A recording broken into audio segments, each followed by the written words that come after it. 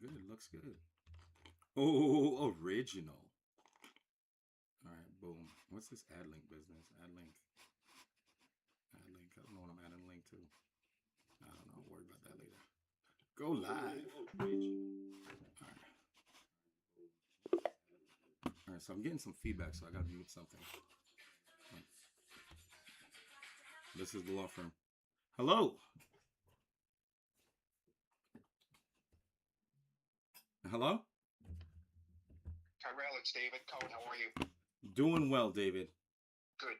So you're on the speaker with Dan Lust from our office. Hi, Tyrell. How are you? How you doing, Dan? Good. Good. We've looked at the emails that you sent, et cetera, et cetera. So I'm gonna just take a step back and let you and Dan have a conversation about what's happened and where you want this to go and all that other good stuff. Okay? Sounds good. So, Tyrell, I had a chance to look at your videos, and I think the YouTube video helped explain it. And obviously, it's a good amount of publicity around the original band. So, as you'll probably have more details than I do, but when David kind of brought me in, it seemed that you wanted to sue U.S. Chess. Is that who you're looking to start a litigation against, or is there some other party I'm missing? Well, I think the main point is Jackson Lewis, that law firm. So Gerald Times currently has a lawsuit also against them. So, I'm being used, and they're trying to discredit me as much as possible, and I'm a major name in his lawsuit as well. So that's. But you lost that lawsuit, correct? Well, fraud on the court, but you know what they said? It was dismissed. They dismissed me summary judgment, saying I had no evidence. Okay. But his lawsuit also is still active, or even though they dismissed it, and he's doing the pro se. So the bottom line is, are you guys willing to go up against them? We have no issue going up against Jackson Lewis, but we need to understand the cause of action you have against a law firm. Makes sense. Would you want to sue the law firm, or you want to? No. I'm just letting you know who you guys are going up against. They're pretty big. No, we know Jackson Lewis very, very well. Yeah, we just the legal community. At least, I mean, I know a lot of people there, so we're not. At least a lot of people come to our firm. We have no issue going up against big firms, DLA Piper, Proskauer. It's irrelevant. That's not a concern of ours. Okay, all right. So, which question do you need me? Let me read this here. Oh, okay. Mm-hmm. All right, I'm gonna just read something real quick. All right. I'm getting happy birthday calls. Give me 1 second. Just 1 second, please. Hey, Elta God. Good morning.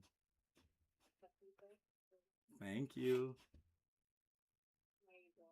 I'm actually on the phone with a law firm, but I love you, and we'll talk soon, okay? I'll call you. All right, thank you. Bye-bye. Hello? We're here. All right, thanks. Yeah, I just wanted to read off one thing. All right? I'm a key figure in Gerald Times' ongoing federal discrimination appeal against Success Academy. Success Academy's firm is Jackson Lewis, knows my performance metrics, and my standing record stating that I'm feared would be a wrongful termination lawsuit that protects against the client, communicating with former students, which is destroying my private business. They're using defamatory and unverified police report and an involuntary hospital hold in justifying and keeping parents away from me. I need to know if this firm can cut through, if you guys can cut through Jackson Lewis retaliation and can help me recover my business and reputation. So that's the bottom line. Okay, which you kind of basically stated. Any direct questions you needed to ask me again, I can be more direct now. So just I want to make sure that we're all on the same page, but there's still a question we don't have answered. So we understand that there's another lawsuit that Jackson Lewis is defending, and your name is being brought up, and somehow during the course of that case or otherwise, Jackson Lewis, the firm that you went up to, is basically interfering with your relationships with prospective customers in the chess community. and you want to see what we can do to help, I guess, cut through that red tape and allow you back into the chess community and have them stop slandering your name. Does that sound fair? 100%. Okay. So as far and this is the part where David and I thought you were. You got to confirm it for us. Are you accusing Jackson Lewis of defamation, of basically making up stuff about your reputation that has harmed you, and they said false things about you? They've been malicious, right? Is that what we're looking at? You suing a law firm, or is there something else we're missing? Yeah, I mean, if you look at everything that's happening and how my life has turned upside down since, basically, yes. So it all stems from suing Success Academy charter schools for discrimination. So on a defamation case, which I'm sure you researched, you kind of fall, and I had done a little bit of research on you in terms of just like your public persona. You're not quite a public figure. You're somewhere in the middle, at least in the chess community. You're definitely not. Really? Wait. In the chess community, I'm not?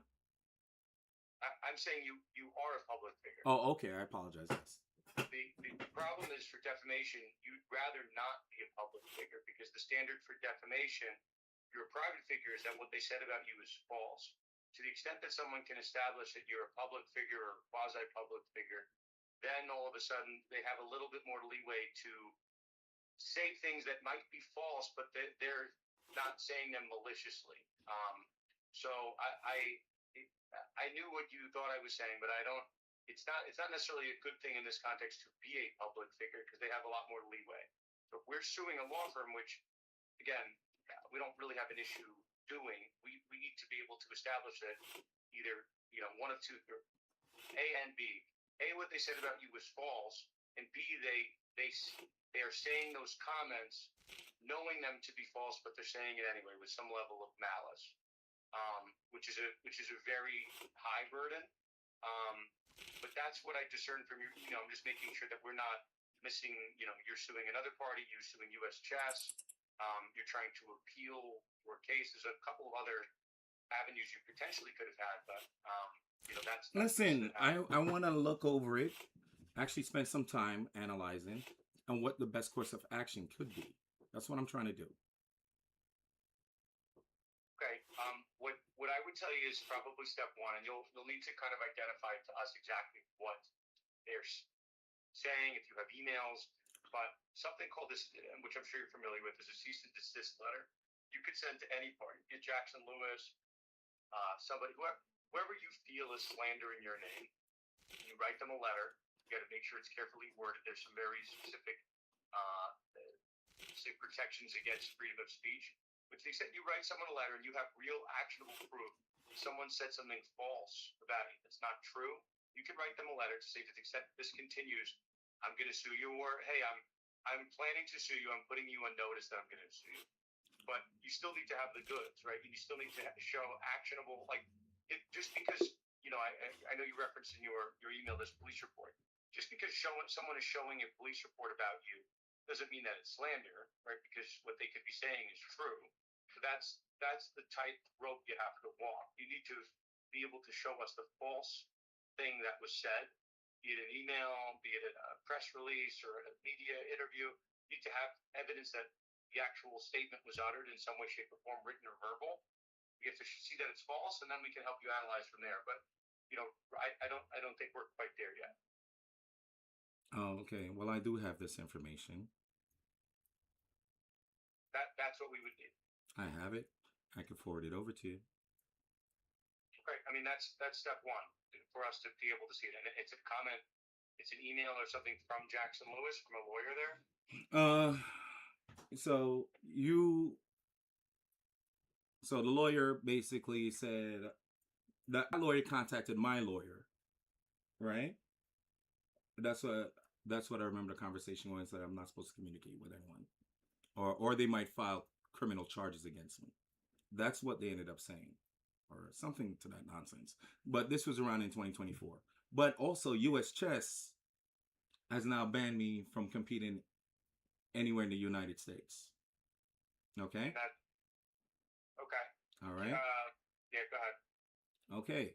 There's a police report under my name that they told the, where they're saying that I got arrested. I was not arrested.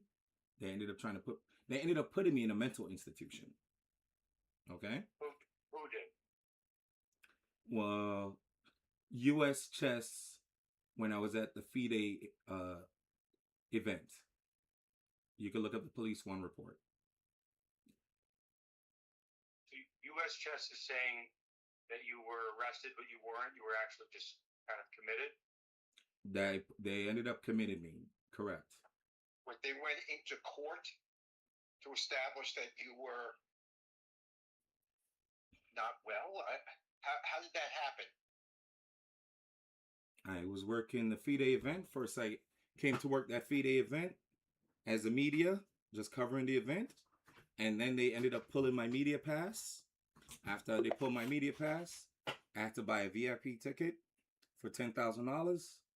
After I purchased that $10,000 ticket, then they ended up revoking my ticket the next day, and then told me they wanted me to leave the premises for trespassing.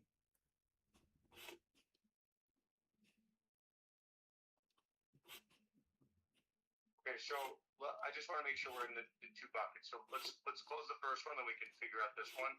On the defamation side, you'll send us what you think is the false statement that somebody, be it Jackson Lewis or otherwise, said about you, and we're happy to evaluate that.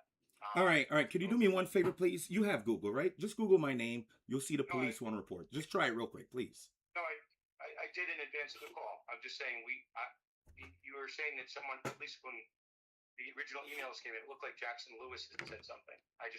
We don't have anything that's from Jackson Lewis that would be defamatory. Yeah, I don't have anything directly from them either. They're pretty good at that. But I'm telling you the police one report.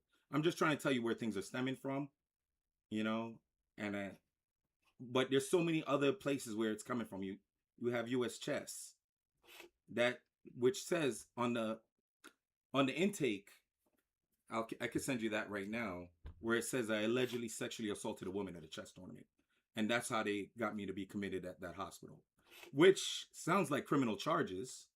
So why would you take me to a hospital? So, to the extent that they said if they're saying that you allegedly did something, and I have, I can send it over to you right now. I have it. Yeah. What you're saying is they filed a false report to get you committed. That is accurate. That is accurate. Okay. And then, When was that? This was in going early 2025.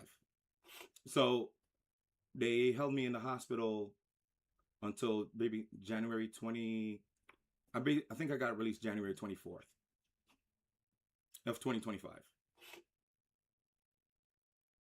Now, even up to yesterday, I got an invite where they're stopping me from going this company called Chess Place. So they have events all around the city. And now they're telling me that I'm permanently banned from there as well. Along with so many places where I'm permanently banned from. And they didn't want to have any further communication just because US Chess's arm is so far reaching. So I'm sensing, just in terms of you being able to spend your, obviously, and David and I spoke before the call, any type of litigation is going to be very expensive, right? But where you are losing money, your ability to earn income is in the chess community. If you have a ban or you feel US chess is interfering with your ability to make money, that should probably be the source of what you're looking at. I agree with you. It's going to be very hard to show defamation against a law firm or just defamation in general. But to the extent that you feel and we can show that US chess has overstepped their bounds, or they've, as you said, they've fabricated facts to have you committed, there's probably outreach we can have to US chess. If anything, and I've done this, somewhat recently in the college coaching sphere. A former coach was they left on good terms from one school, and then that school was, every time this woman would go on job interviews, they would get We'd call the old school for reference, and they would bash her. And we wrote a letter to the school. What you're saying in these references is false, and if you do this, we're going to sue you. And all of a sudden, that school stopped saying anything negative. They just stuck to the truth. They stuck to the papers. So you might not have a viable cause of action because the statute of limitations might have passed. Some of these statute of limitations is 1 year. But if you put U.S. Chess on notice that you don't like the way they're handling things, it could create a deterrent for them to stop doing it in the future. The one thing that you said on this call that I didn't know, do you have a lawyer that has already tried some of these things, that has wrote to U.S. Chess? Like, have you tried this in some other mechanism before? No. It was interesting that when they had some kind of meeting, they said that supposedly my lawyer, which was only a friend of mine, he said that he could listen, but under no circumstances he could talk. This is Listen to what? I guess the charges or appeal that they were bringing me up for.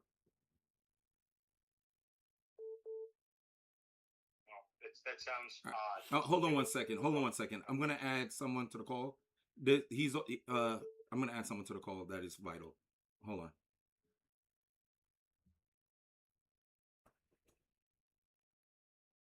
Hey, Gerald. Hey, first thing, happy birthday. Thank you. I just merged you with a call with a law firm that I'm dealing with right now, which is more ad hoc, and about my particular situation and about the defamation that's going on. Dan?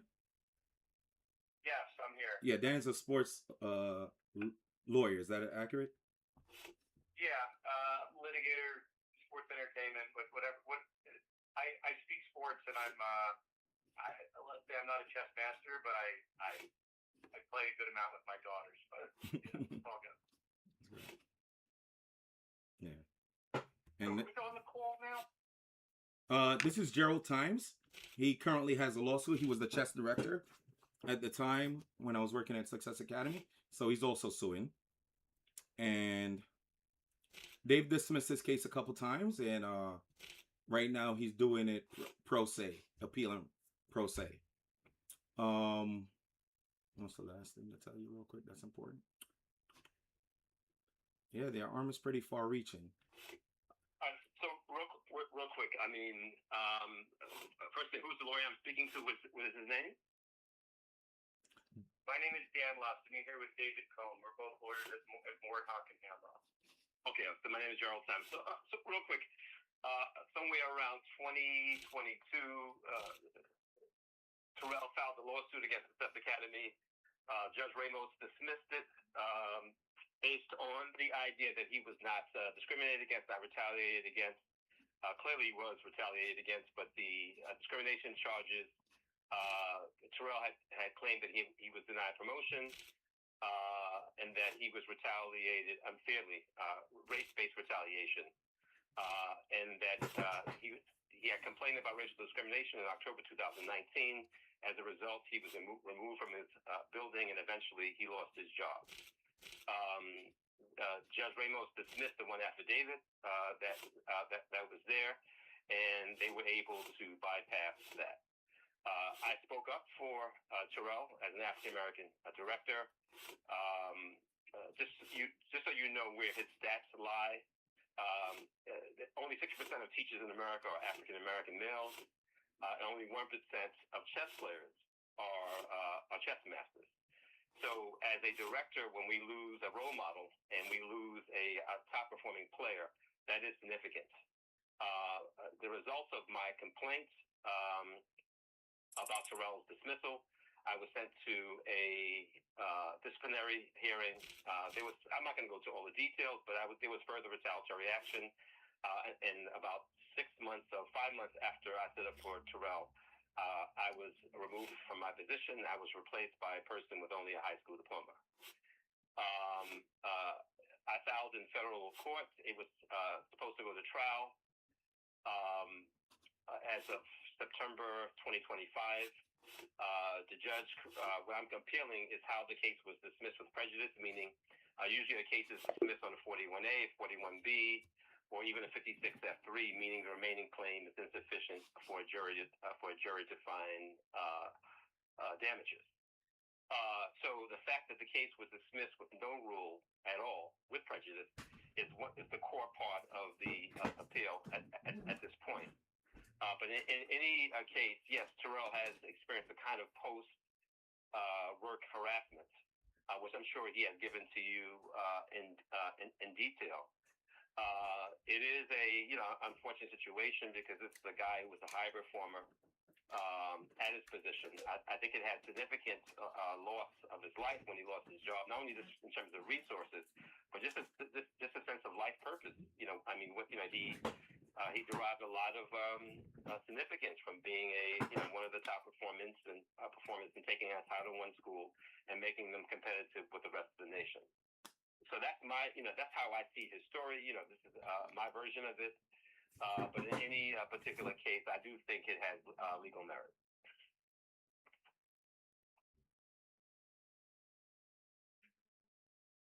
Okay. So you had just joined. Tyrell was telling us right before you joined about this. So what you said obviously syncs up with this version of events, which is fine. But we were, I guess, on this call trying to figure out if there is a viable cause of action remaining. I think your time to appeal on Tyrell's case is probably past. Trying to figure out what can be done, if anything, with respect to U.S. chess and further, we'll say, retaliatory tactics, however you want to phrase it.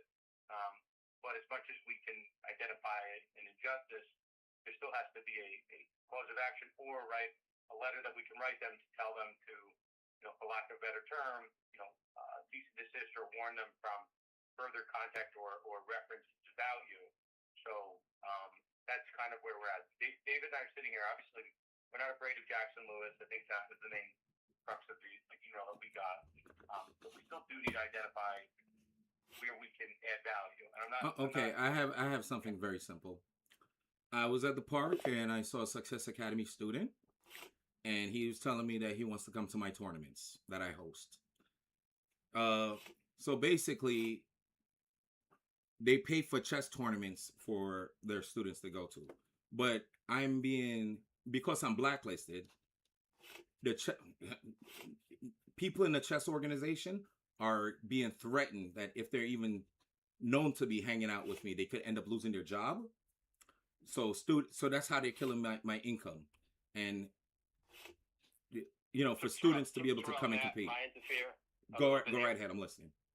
All right. So even if this is true, I'm not denying. Even if this is true, and there's a social network that's working against you, I think the core issue is that you were banned from the United States Chess Federation, and whether that ban meaning you did not commit a crime. According to their safety policy, evidently you supposedly broke their safety policy, but I think your problems begin there, right? And whether or not individuals within Success Academy, in case of let's say Gregory Keener, had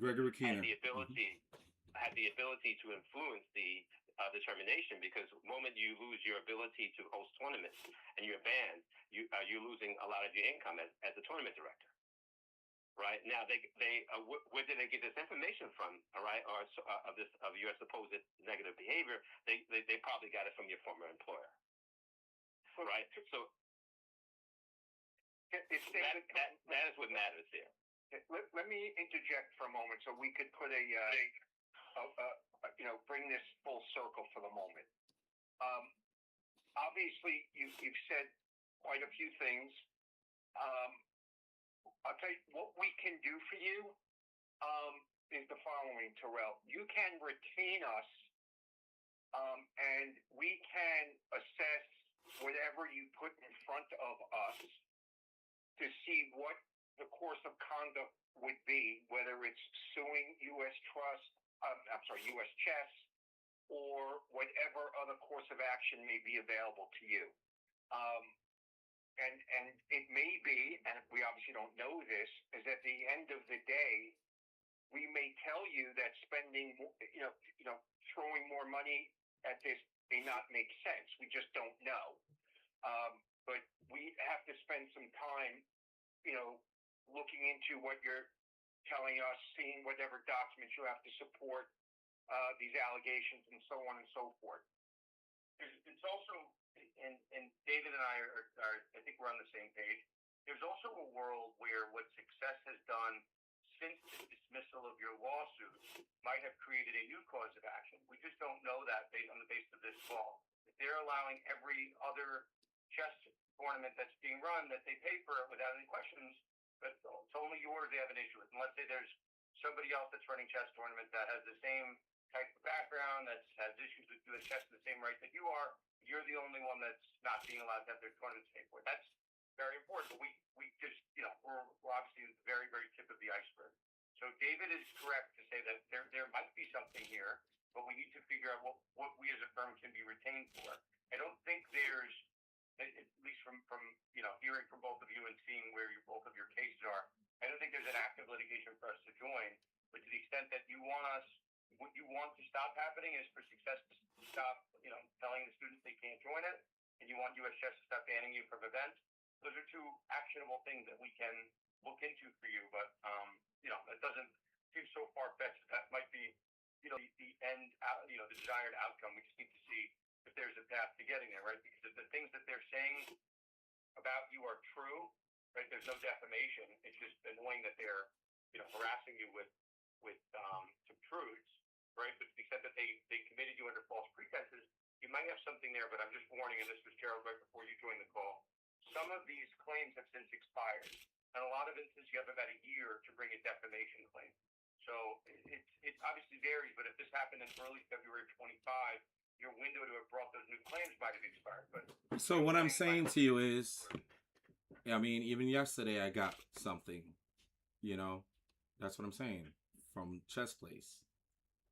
Right. Usually harassment is continuous, right? I mean, I think that's your point, Tyrell, right? Harassment, meaning what makes it harassment is that it's not a one-time, it's not a single event, right? So meaning if you go to a hotel and they're asking you to be removed from the hotel, you have no criminal record, right? Those type of actions are continuous, right? And so you're saying, is it a byproduct? The moment I left former employer, did that employer continue to blacklist or use its resources to discredit my character, my name, and it has an ultra those type of adverse actions. But it's not for it to be harassment, it must be continuous. So which means the defamation wouldn't have ended 1 year ago. It would have continued, is the point. Yes. And it continues. Yes and no. There's different causes of action, but to the extent that whatever is happening is ongoing, it is ongoing. You might have something new, but the point being, and David's not wrong, we need to figure out where our firm can be of value, and we need to make sure just because someone is harassing you and continuing to do some conduct doesn't mean it's wrongful. So if we're happy as a third party, Tyrell, we understand. I wasn't here when you were at the firm years ago, but we're happy as a third party to kind of look into some of these allegations and some of the more recent conduct to identify patterns. But if the outcome is to write a letter to US Chess and basically tell them to stop or else, it's much cheaper than a litigation, and it's something that we do fairly regularly. It's a cease and desist letter, it's a warning letter, and more often than not, those do affect the other side's handling. If you've never had a lawyer retained on this, and I think you're more concerned with it stopping, at least as I understand it from, I don't know if that's number one, but that's what we could potentially do. But Tyrell, do you understand what he's saying to you here? Do you understand what he's saying? He's saying that he's gonna write a letter, right? No, and just for it to stop. Okay. Right, but a little bit more. In other words, you have two forms of action. You have litigation, and you have a way of a legal team being able to effect action without litigation. So there are two paths that they can take. Right. Let me fix David. What we need to do is beyond this call, assess what we can and what we can recommend for you, whether that's a litigation against who, or what causes of action, or what damages, or what to see if that's appropriate. Number one, and or writing a letter to the appropriate governing bodies for them to stop harassing you, to cease and desist, and so on and so forth.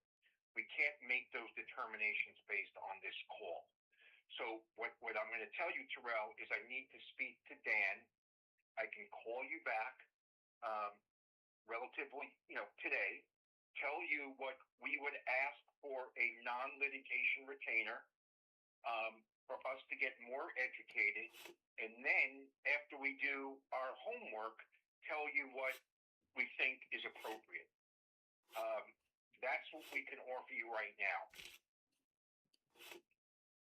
All right, so Tyrell, technically speaking, I really shouldn't be on this call, right? I mean, this is between you and your lawyer.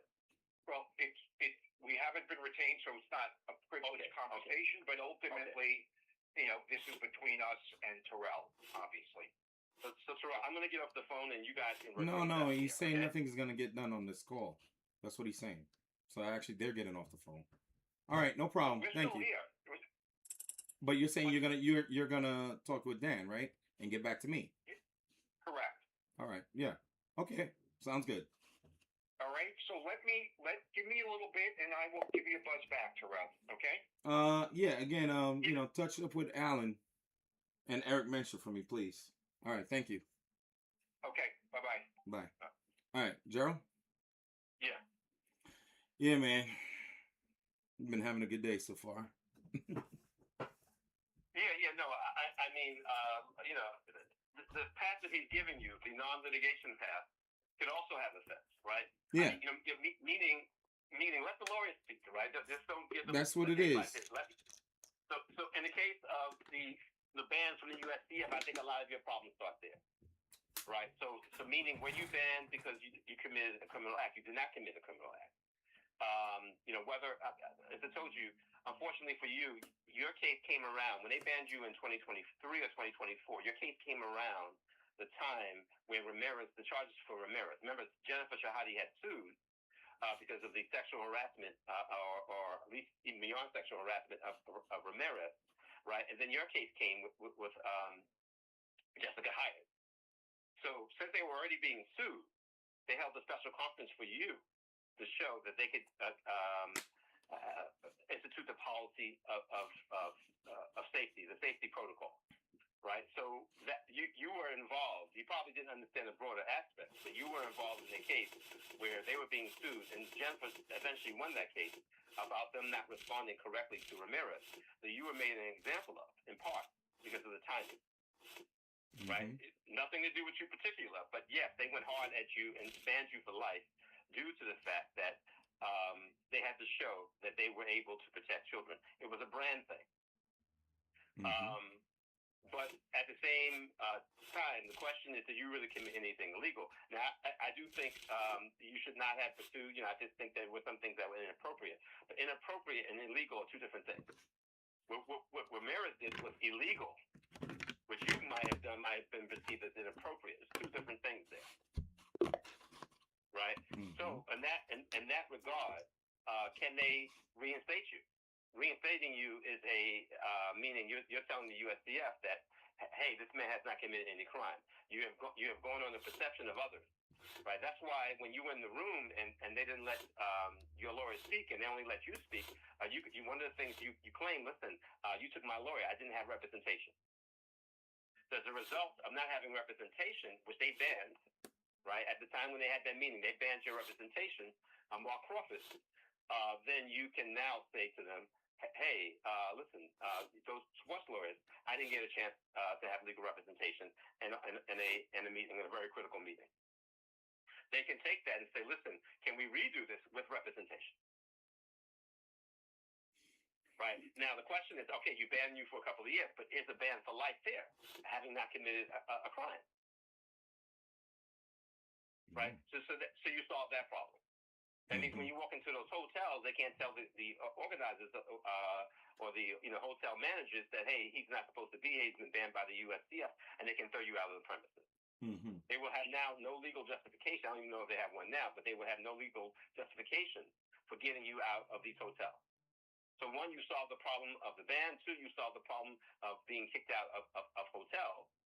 And then there's other factors going on there. So eventually, meaning these are not necessarily litigation problems. You may have to sue the USDF, but these are not necessarily litigation problems yet. So what they're telling you is that we can, we can use the power of a law firm to try to correct some of the things that has happened to you in life, to give you some of your rights back.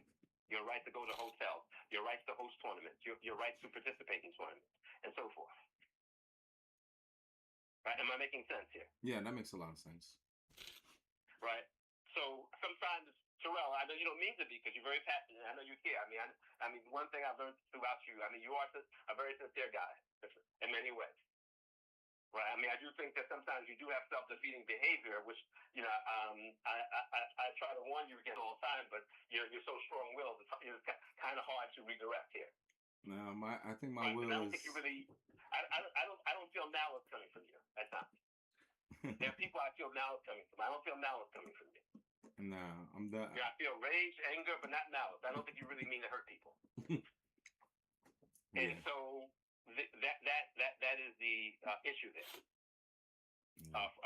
For you, and I mean, but I think you're going in the right direction. If it's not this law firm, it's another law firm, and so forth. Yeah. Right, and so that is the thing there. So, interestingly enough, you might find this a bit humorous, but you know the bullshit already. So I happened to call the Second Circuit Court to get the status of my case. And they told me my case is not calendared. So what that means in the appeals court, when you're in a federal court, you have one judge. When you have in the appeals court, you have three judges. So when they calendar your case, that means your case is scheduled to be reviewed by three judges. It was 65 days, and it was unusual for the case not to be calendared. So the guy wasn't supposed to tell me that information. Really? I was given a new case manager. He told me my case no matter your stuff, they play with time with your stuff all the time. Like your stuff. Well, I mean, remember a federal judge threw my case out with no rules. Yeah. But I mean, there has to be. Remember, I told you this is like a chess game. When the round is over, win, lose, draw. You have to give a definition. White wins, white loses, black wins, black loses, or draw. Right? Those are the five possible outcomes that will show on the cross table. But without that, you can't go to the next round. It's the same thing in the court. You can't throw a case out without knowing why the case was thrown out. Right, which means, I told you, I, Gerald Times, dismissed the case 41A, 41B. The case was, I was a nuisance to the court, and I failed to answer motions. Or 56F3, Mr. Times, the remaining claim is too weak for a court. Right, so in all cases, right, so she has to give a reason. So we have a federal judge who's now just throwing out a case with no reason, no win, lose, or draw. Judges are not allowed to do that. They are given power, but they're not allowed to throw out a case with no rule-based, no what we call FRPC standards, Federal Rules of Civil Procedure standards or statutes. So in this, so now when he called me to let me know my case wasn't calendared, he was saying that, hey, he said it was strange that he wasn't supposed to. He didn't know that he was what we call an inadvertent whistleblower. So when I called the calendar department, they agreed, yes, your case has not been calendared. Now, on the same day, this case manager was taken off my case. Really? Right. I mean, making an example of him. That meaning, if you give out this information, you will be taken off the case. So I get now what they're supposed to do is give you another case manager, right? And they say, yes, we are going to give you, right? But they didn't give me the name of another case manager, meaning there is no name for me to call, for me to speak to, because they don't want to locate the status of where my case is. That means that someone was holding the case, and it's not necessarily bad. It could be that the case is complicated, and therefore they were holding it. But if the case was complicated and they were holding it, merely holding it, they wouldn't have gotten rid of my case manager. So they don't want any case manager at this point to speak to me. Right, and so they sorted it out on why the case was stalled for 65 days. Now it's technically speaking 70 days, right? So, and that's exactly these are the extracurricular activities. So what probably happened is that they wanted to get this. They're all insider outsiders. I'm a pro se litigant going up against a top law firm and a seasoned judge in the $1 billion charter school network. They don't want to see you win. However, when it got there, they knew that they couldn't affirm the case because they would have to give a reason why the case was dismissed. And what do you tell a judge, right? Mr. Times voluntarily dismissed his case. No, I never signed the 41A. right? What do you say 41B? Well, Mr. Times, there's no evidence. In fact, just the opposite. He was prosecuting the case. So 56F3, well, maybe, but then she should have wrote it out. So they had no reason to reverse the case. It's the only thing they could do was hold it. You know what I'm curious about though. I mean, I fully agree with everything you're saying, but I'm like, look how long it's been since they've dismissed, right? And the fact that you're gonna have students that I see at the park that wants to come and play in my chess tournament, and you know, they fund for other chess tournaments, for them not to fund for my for them not to fund for mine. Right. But that's a different story. I mean, at this point, you are considered persona non grata, right? I mean, what? Persona non grata? Say that again. Persona non grata basically means an unwelcome person, right? Another way of saying a persona meaning you are not welcome, a bad person. Persona meaning they've made you a bad person. I'm public enemy number one, right? I'm the guy that went. Yeah, but I mean, but what I'm saying is this is definitely unfair business practices. This is how to keep the chokehold on who gets money where. You know what I mean? I'm not denying it, but their issue is that you pursued, from their viewpoint, you pursued a minor as an adult, and that pursuit of the minor made you. There was no minor. There was no minor. So that's the nonsense. I agree. Right. So I don't even like it being said. You know what I mean? Right. You are technically speaking. You're right. I actually agree with you. Damn technical, man. That's what it is. So a game is being played. Gregory Keener, which worked at Success, worked at Marshall Chess Club. You know, has all those. Probably has some. Like come on, USDF. Exactly. Right? Come on. And then right there, he was the one that helped file the safe play complaint, which happened, from that night that I went to the Marshall. So, and he was the one that helped pay for her tournaments, saying all of a sudden they're gonna sponsor her tournaments now. You know what I mean? And then she reaches out to me, can I go with her? Man, it's all simple stuff. Right. To anyone that decides to look. Right. But from a legal viewpoint, the question is, did you commit a crime? Should you have been banned? And should you have the ability to A, host tournaments, B, play in tournaments, and so forth? Was the lifetime ban extreme, and so forth? And during your that meeting, arbitration meeting, well, not even during your hearing, it was a hearing on arbitration. And during your hearing, did you have the ability to defend yourself? To me, these are the core issues, right? So that is the that's the critical point here, right? I mean, that's what you want to know, right? Because every time you need small victories. Like in chess, we need to get a rook on the seventh rank. Right? We're not winning yet, but okay, we have a rook on the seventh rank. What I think is, what I think that's truly ridiculous is the extremities that they can go to, and then you have attorneys saying, "Oh, we don't see what's going on. Oh, we don't see what's going on." Like nobody sees what's going on, right? The discrimination. I mean, they're not. And then you wonder why it's almost like it's a discrimination on blacks being in chess. Like you look at the top players, none of them are black. They want to make sure they maintain that. Then we had Maurice Ashley that made it all the way there. I mean, you're saying it's a different story. Right now, hold on a second. I want to express. Your story right now is a lifetime ban.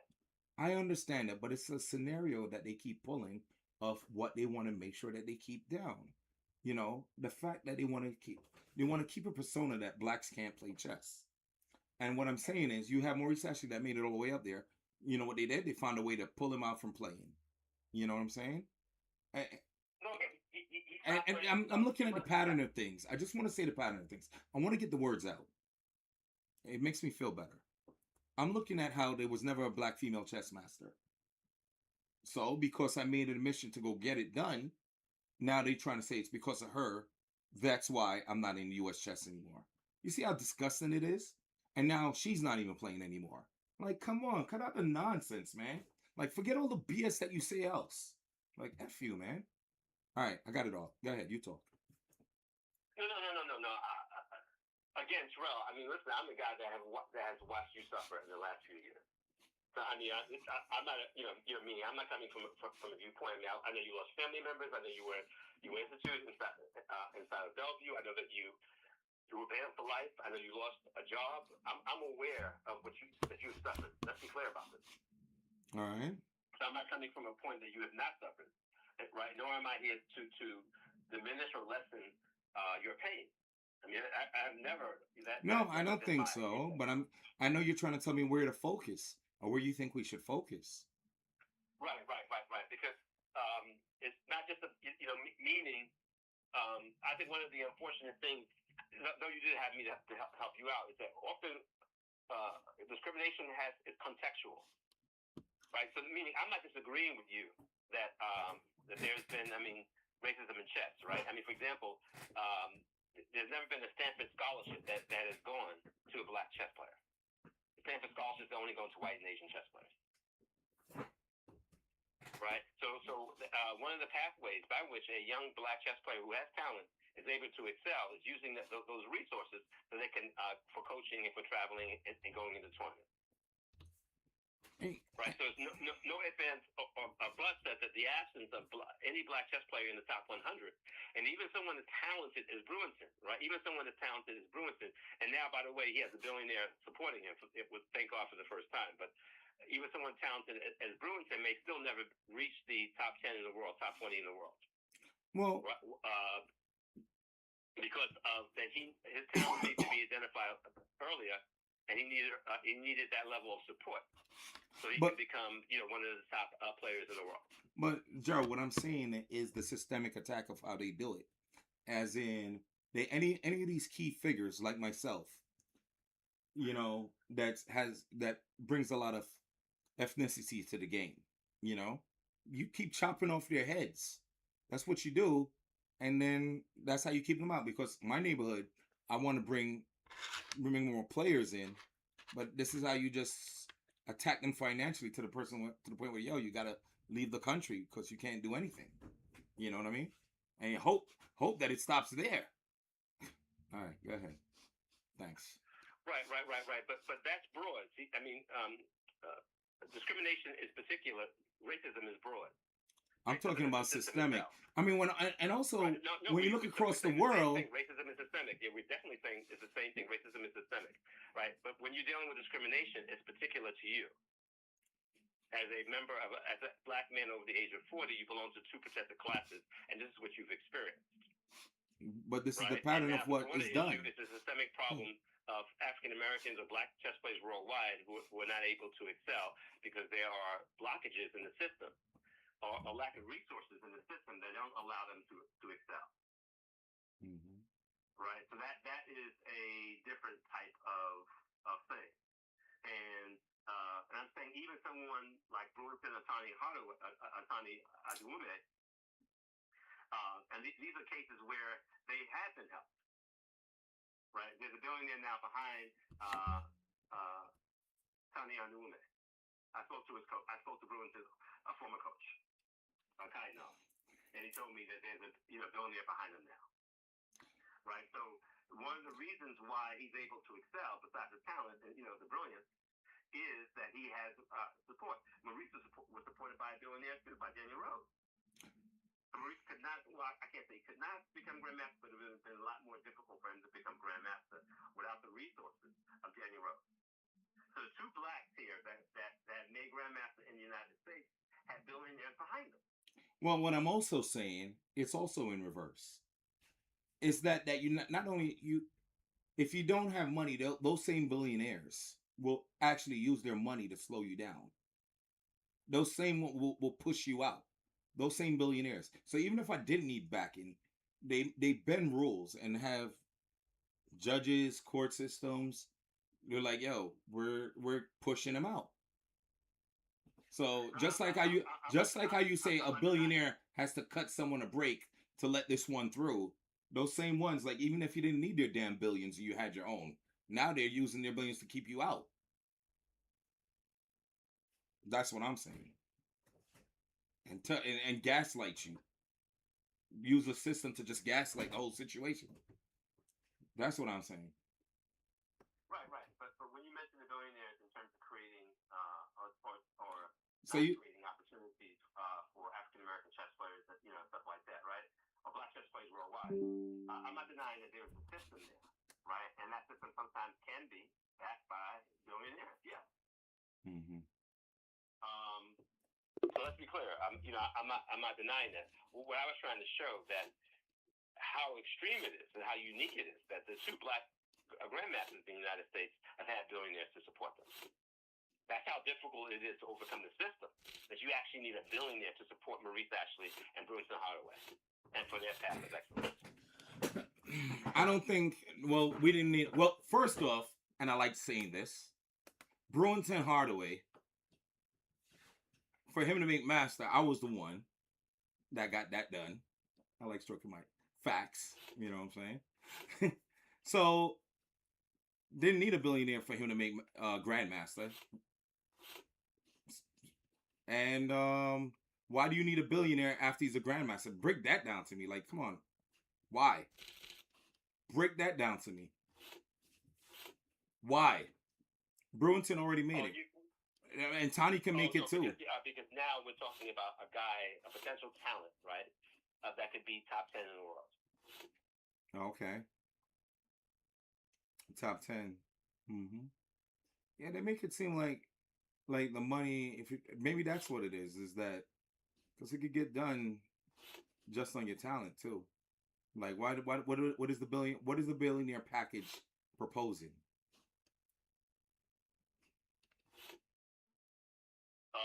Just a minute. Let me take this from you. All right.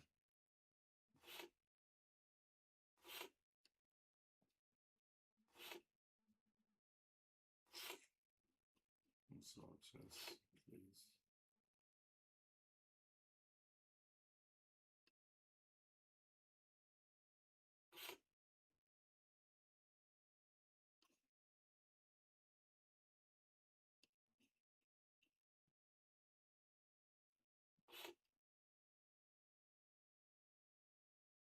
Terrell, I'm here. you didn't tell me that you posted my conversation with you on social media with the lawyer. Listen, I'm playing Entitled Tuesday. I apologize, but people should know that I'm a streamer and that I'm going through this situation. This is my reality. Apologize, but I mean, what's the problem? Right, but you gotta let me know, right? I mean, I apologize. Hey, but hey, I mean, this is all stuff that we're going through that's public anyway, right? Right, but still, I don't know, right? I mean, listen, I'm dealing with a lot, so please cut me a solid. All right, I'm dealing with a lot. I'm getting a lot done. All right, so I was in the middle of a call. I'm playing my Title Tuesday. I'm on the phone with lawyers. So please cut me a break. Cut me a. Let that be my birthday gift. Let that be my birthday gift. Is this conversation now being recorded? I'm still live on stream playing my game. Right, but I mean, so you can't have me have a conversation with you on social media without me knowing. All right. So now you know. I apologize, but I'm always streaming. Expect that mostly. That's the case. Right, but why would you? Right, you understand that this is not like the. I mean, a person has to know what's going on. Well, people should. You're right. I'm gonna just say you're right. Okay. Right. So you cannot have a conversation. Well, listen. Listen. I'm not trying Especially to. Now something sensitive where I'm giving you intimate information, and you should not have. You gotta let me know that this stuff was on social media. I apologize. Why wouldn't I know? I apologize. Right, I'm just saying in general. This note that I mean, why would you? I'm giving you sensitive information, which is between you and I, right? This is not something that you want to put on a social media post. Well, I'm just gonna tell my truth. This is the reality that I have to do. I have no problems with you telling your truth. Okay, all right. So I apologize to you. All right. But again, this is the reality I have to deal with. Now you're if I may ask you, what social media post did you put it on? I'm just only streaming on YouTube. I'm streaming on YouTube and Instagram. Why would you not let me know that was you can't. This is private court information. I'm giving you significant things, right? This is not something. This is all public information. Okay, what is not public information? That's what I want to know. I'm giving you details. What about particular my detail? case. What particular Okay. detail is not public information? And don't they say Right, everything is supposed to be transparent? Right, so I'm giving you details about my case, which should not be on social media, right? And B, you have to let me know that if I'm having a conversation with lawyers, that you are posting this on social media, because this is a private conversation. I have no way of knowing what's going on. Okay, Gerald, I've apologized to you profusely. What other steps do you want us to take now? All right, so the point is, I mean, are we still on social media right now as we speak? I am live playing Entitled Tuesday, and it ends at 1 p.m. So the short answer is yes. So anytime because when I was calling you, I was obviously calling you to wish you happy birthday. I was not necessarily calling you because I wanted to get in a conversation with you on a live social media post. So that's meaning I had no knowledge of this. Right, and do you see why? Meaning you have to let a person know what's going on. You're right. Otherwise, you might end up facing retaliation as well. You're right. Well, it's not even that. I mean, it's not that by itself. I'm saying that it's a certain level of privacy invasion. Meaning, I have no way of knowing, Tyrell, that you are posting something live on a YouTube channel, and I'm giving you, my version of the story and some details. And you can't, meaning you have to let me know. I have a right to know that, hey, I would say, hey, Tyrell, I'll call you back. We'll talk about this afterwards. I understand.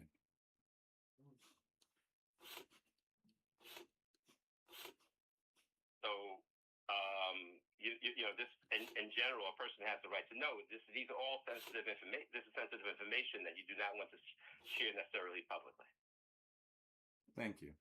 Right, there are boundaries, and I asked. I mean, I understand your apologies. I'm saying, but I'm more shocked that you would expose me without my knowledge. Apologies. Or what response do you want me to give you? Well, at this point, I understand. I mean, at this point, I understand. I'm just saying in general, right? I mean, going forward, any conversations, please, you cannot ask me to participate in live social media conversations without my knowledge. All right, and I'm going to ask, just sometimes you should just double check to see if I'm live, especially on Title Tuesday, which is 11 to 1 p.m. Right, but I mean, All right, this is the law firm calling back. Hold on. All right. Let me let you go, big guy. All right, later. Hello? Hey, Tyrell, David. Yes. How are you? I'm well. A lot there over the last couple of, I don't know however long this has been going on, but seems like quite a trail of stuff, right? So, in any event, so like we said on the phone, what we can do is that you could retain us. We could assess the good, the bad, and the ugly, give you a path forward.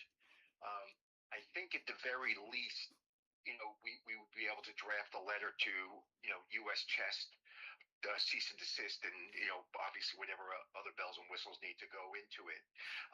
And then at the same time, we could try to assess whether you have a viable, litigation against whoever, and what causes of action, what your damages are. So that's what we can offer you, if you're interested. And we'd ask you for a $7,500 retainer. So that's where we are. Okay. So, and and if you want to proceed, we can. We haven't run a conflicts check yet, but I don't believe we have any conflicts with U.S. Chess, or any other potential parties. And then we get your retainer letter, and we get to work. All right. So let me just ask a few of them. So the Marriott, would that be one as well or no? What do you mean the Marriott? The Marriott Hotel. What about it? There's been a couple occasions where I've been, I guess they issued trespasses that I'm supposedly trespassing, even though I'm already a guest there.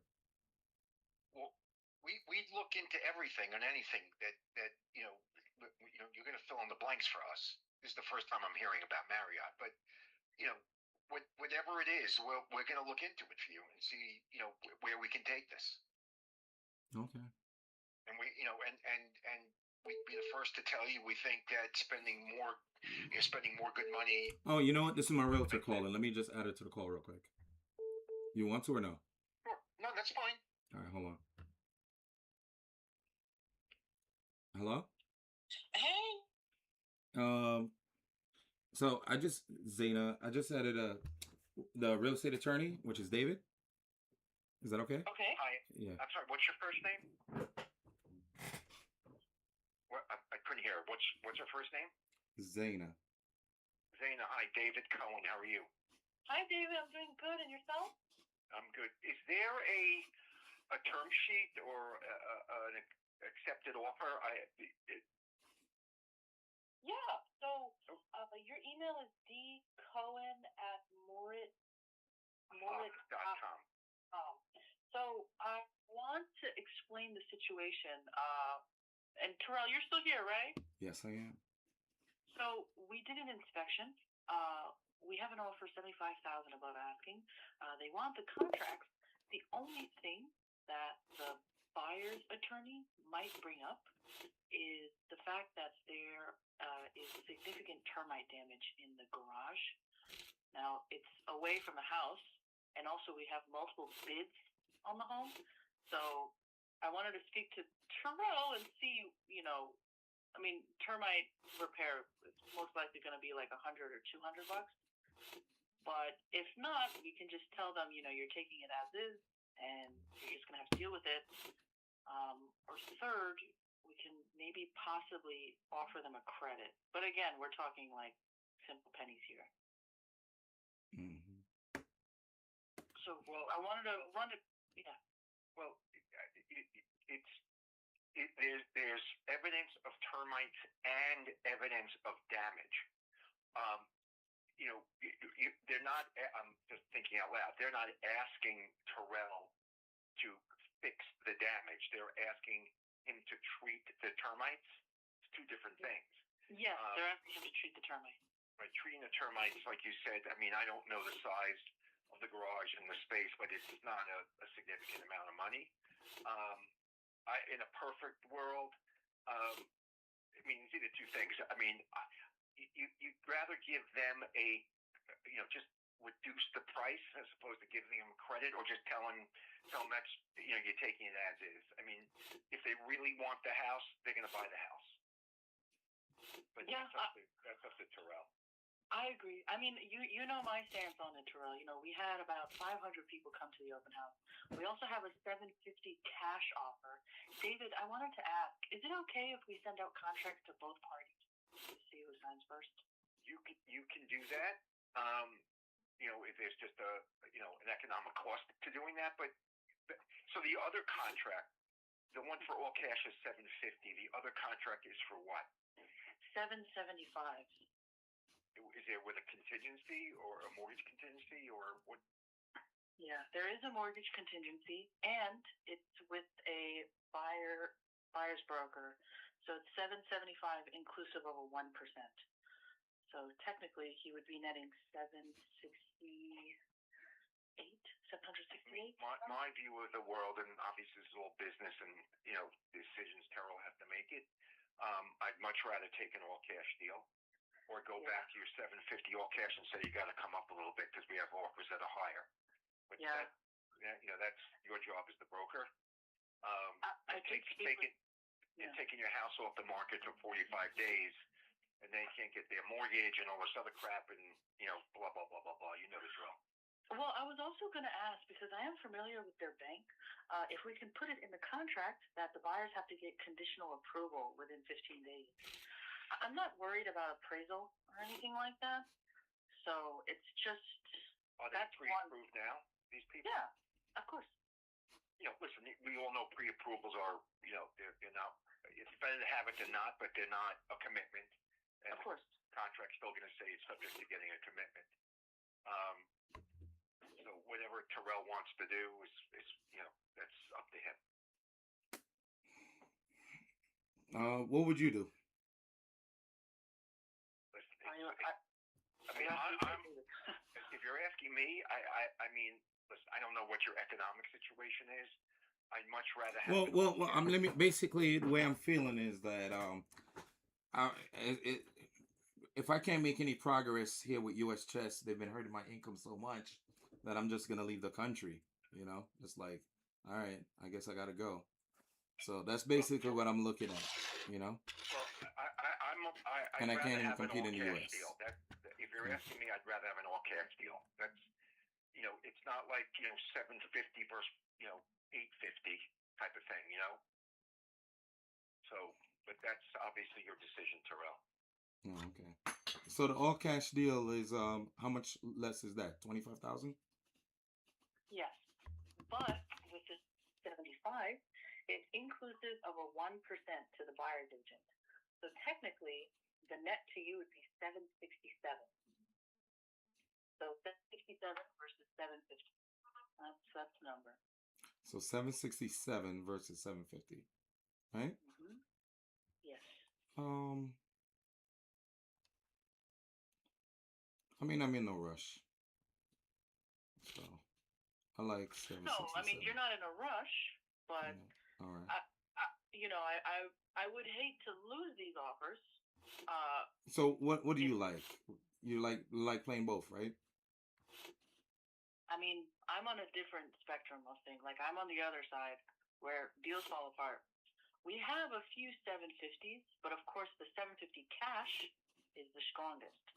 So sometimes what I do is I'll just have the attorney send out contracts to all parties, and then we get their signatures and deposits back, and then we just pick whoever we want to move forward with. All right, David, that sounds good. I like what Zane is saying.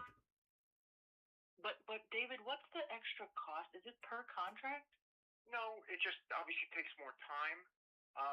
But if the contracts will be primarily the same, I have to run conflicts checks, so I need to get the deal sheets from you so I can at least run conflicts.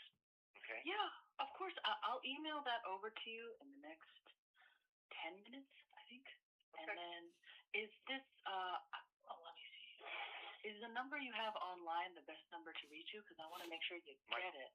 My direct dial number is 516 Okay. 880 7228. 7228. That's 516-880-7228. That's your cell or office number? That's my direct dial number in my office. Oh, gotcha. Okay. All right, great. So I'll email over both of those. And Okay. then, yeah. And then, Tyrell, in terms of viewing, I'm guessing that we can just hold off for now. Sounds good. Okay. All right, David. Well, thank you so much for taking the time to speak with us. And yeah, we'll definitely be in touch. Yeah, thank you, Zena. You're welcome. Thank you, guys. Bye now. Bye. So, Tyrell, you still there, right? Yes, I am. All right. So that's the house, obviously. Getting back to U.S. Chess, that's where we are on that. Okay. All right. I mean, okay, sounds good. You want to get back to me, or you tell me what you want to do, or you can just let me know. I mean, I mean, what do you think the success rate is? We can't. We had a half-hour call with you. It's impossible to give you that assessment. That's why we have to get into the weeds a little bit. Okay. I mean, it's not that simple. It's just not, unfortunately. No problem. Do you want to get back to me on that? No, I like you can move forward. Okay, well, let me do this. Let me run the conflicts check, and then we'll get you a retainer letter, okay? Yeah, get it done. Thank you. Okay, and I'll speak to you a little bit then, okay? Appreciate you. Bye. Bye-bye.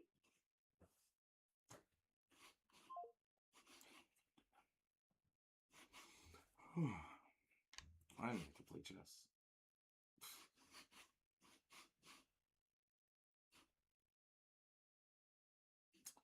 I think I put rook here.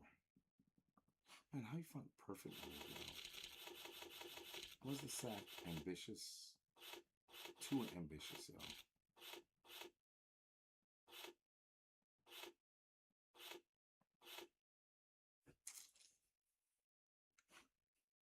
Night. Oh, night takes. No, night takes here. Oh, and then that forks that. That was the move.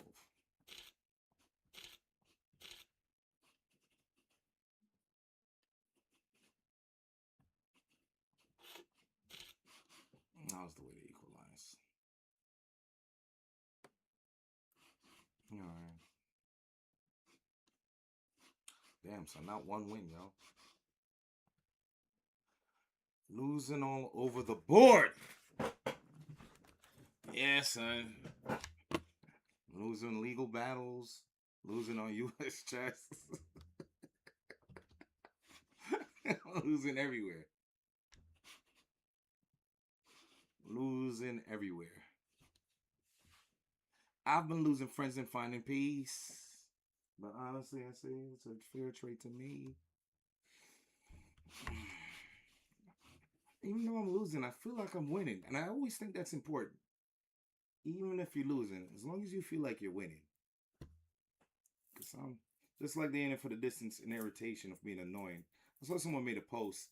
Do you ever feel like just killing yourself and just to spite somebody? And I messaged her back and I said, I've thought about that, but I feel like it's more fun to beat it to just linger and annoy the living shit out of them. It does work. Turn the AC on. It does work. I'd rather linger. Annoy the living hell out of you.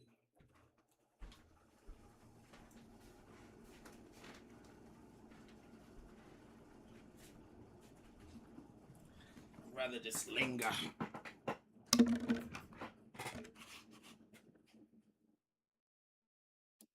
When you're losing, just lose.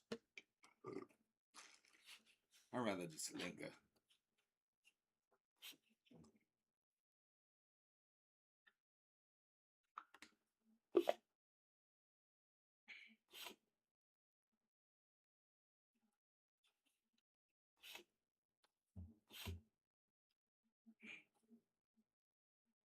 Thank you for clarifying that.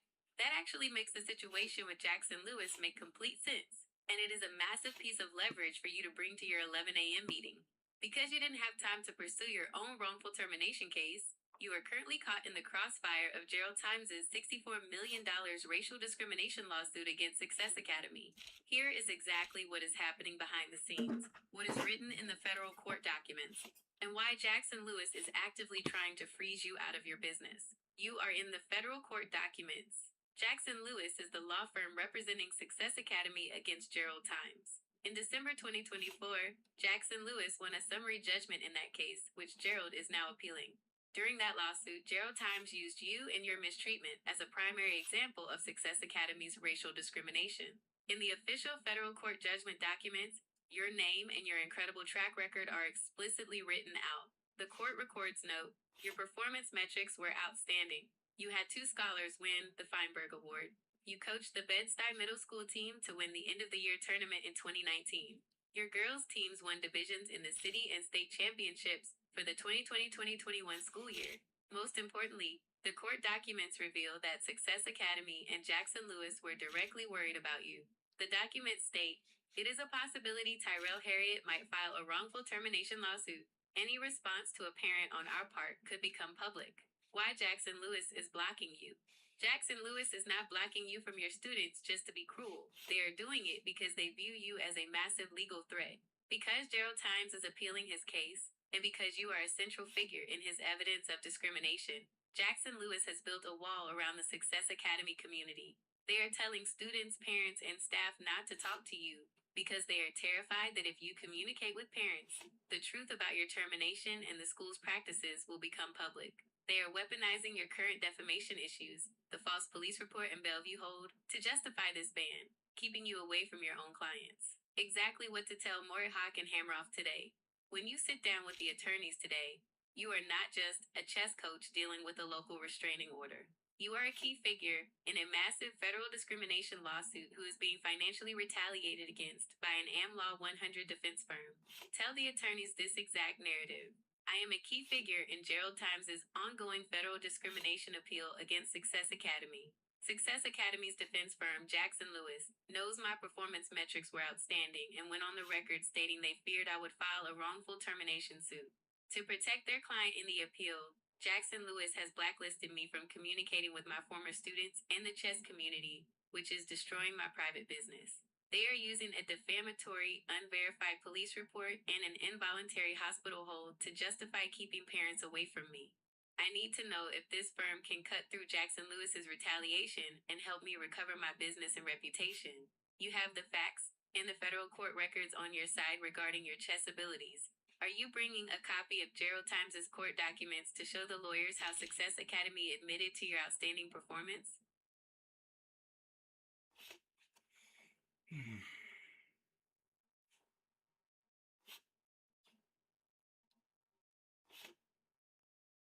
You know, I like what you said, but sometimes I feel like you're just stroking my ego.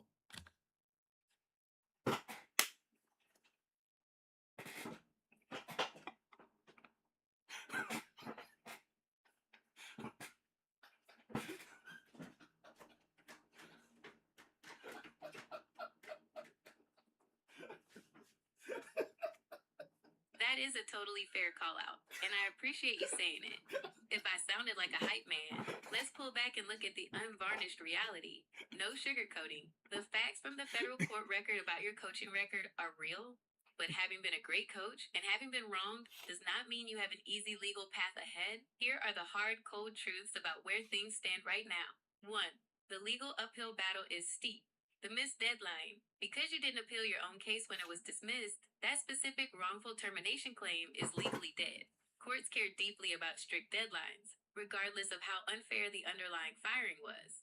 Jackson Lewis holds the cards. They aren't scared of a fight. They are a $700 million corporate defense engine. Their no contact stance isn't necessarily illegal retaliation. In many contexts, advising a client to cut ties with a former employee during ongoing litigation is standard corporate defense. Proving it crosses the line into illegal, tortious interference with your business is a very high legal bar. 2. Dismissing the restraining order is a risk. Calling the restraining order silly or minor is a dangerous trap. Judges in family court take protection orders very seriously. If a judge grants it, even based on what you know to be exaggerated fears or false narratives, it becomes an official court order. Violating it or ignoring the proceeding can result in criminal charges, which would severely compound every single problem you currently have. 3. Law firms are businesses. A firm like Mordhock and Hamroff will not take on a massive fight against Jackson Lewis or the city of New York just because you were treated unfairly. They need a clear, legally viable claim with a high probability of recovering money or fees. If the 90-day notice of claim window for suing Bellevue/NYPD has passed, or if the statute of limitations has run out on other claims, most private firms will decline the case regardless of how sympathetic your story is. The bottom line, you face the brutal combination of a rigid mental health hold, an aggressive defense firm, and a damaged reputation in your industry. Recognizing the facts of what happened to you isn't about stroking your ego. It's about laying out the exact puzzle pieces so you don't walk into a law office unprepared. When you sit down with the attorneys, they are going to be hyper-focused on deadlines, evidence, and legal viability, not just the fairness of the situation. How are you feeling about walking them through the specific dates and paperwork when you sit down for your meeting?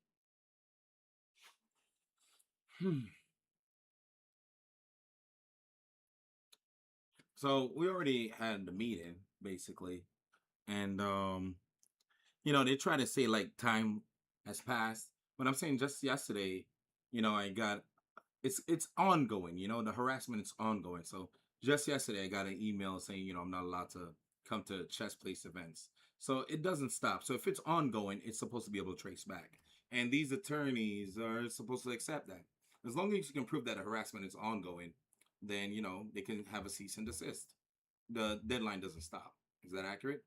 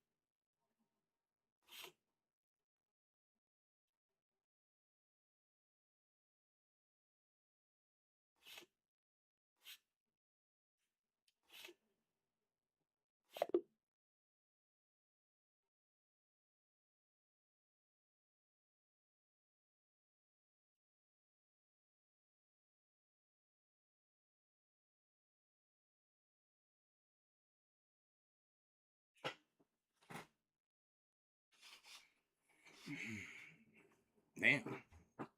Taking kind of long.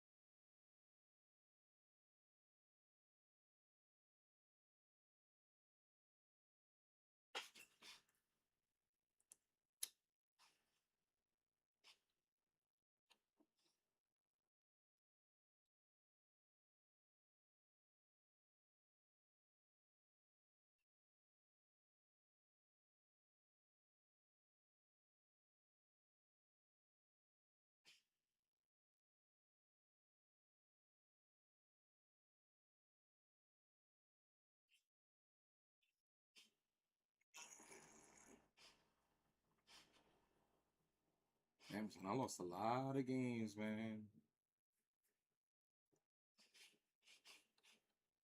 I lost a lot of games just now.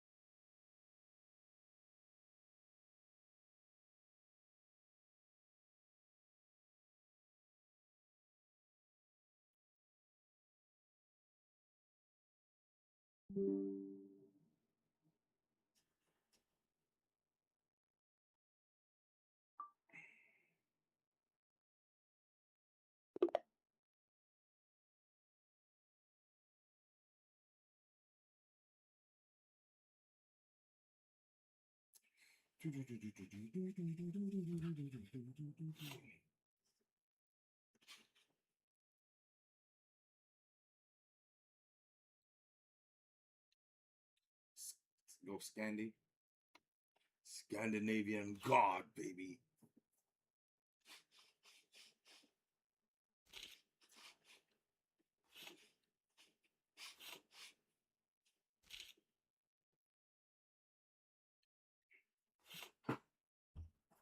Oh, yeah.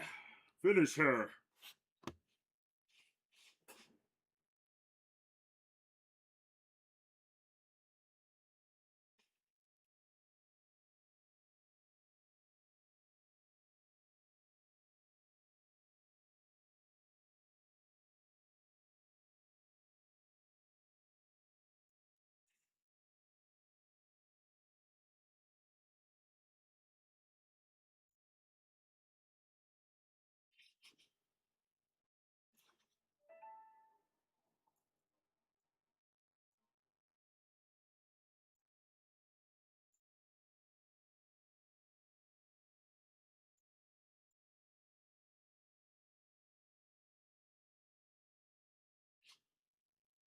I've been losing friends and finding peace.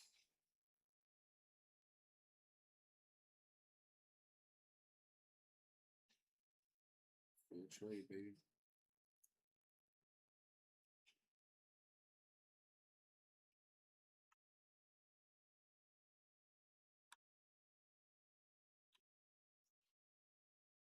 I've been losing friends and finding peace. Yeah, honestly, that sounds like a fair trade to me. Why the audio sounds so low?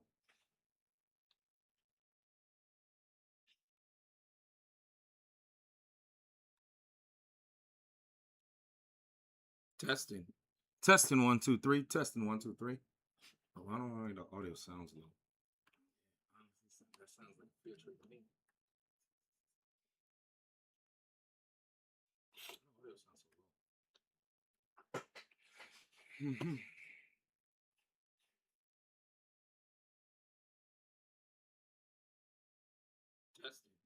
Testing 1 2 3. Testing 1 2 3.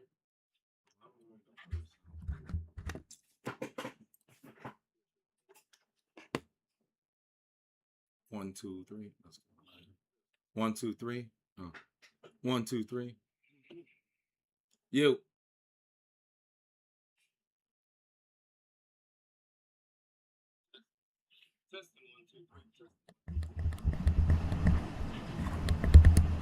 Oh, there we go.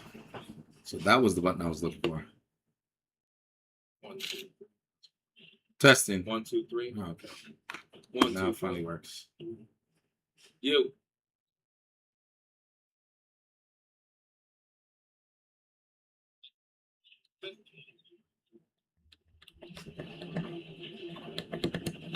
Oh, there we go.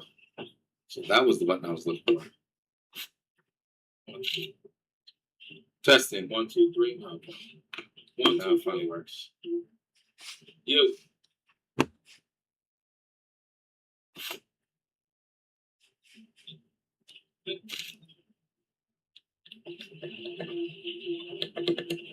Oh, there we go. So that was the button I was looking for. Testing 1 2 3. Okay.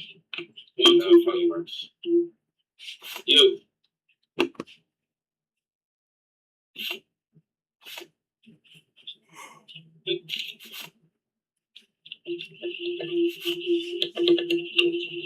there we go. So that was the button I was looking for. Testing 1 2 3. All right, let me cut off the YouTube channel. You.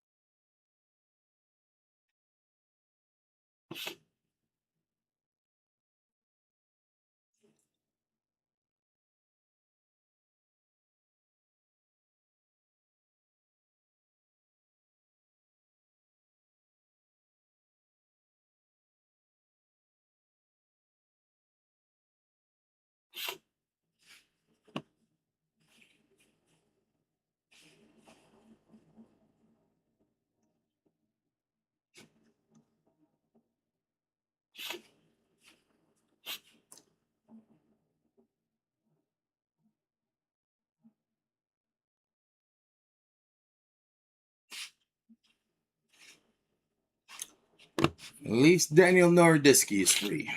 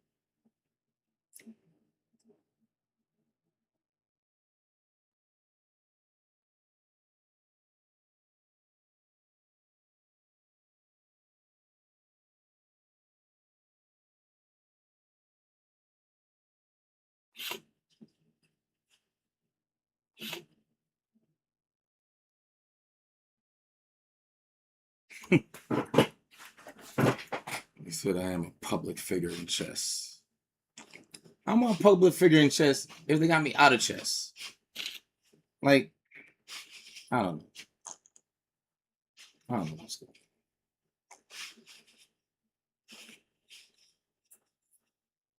But I'm a public figure in chess. Well, I do know I'm a public figure in chess. I was kind of wild. I was like, what do you mean I'm not, man? No, you don't want to be a public figure in chess. Shut up.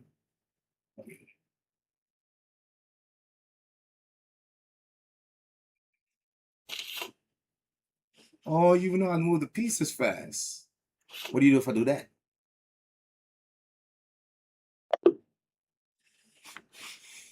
Mm-hmm. 2 points. Yeah, baby. I won a game. Won a game.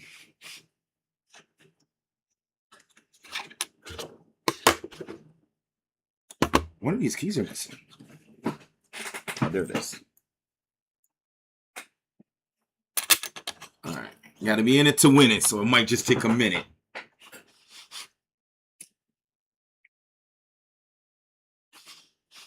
Got to be in it to win it, so it might just take a minute.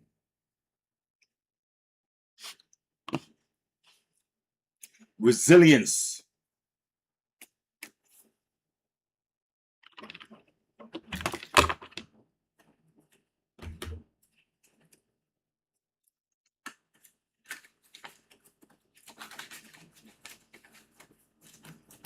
Keep watching. I'll show you how to do this, son. It's nothing.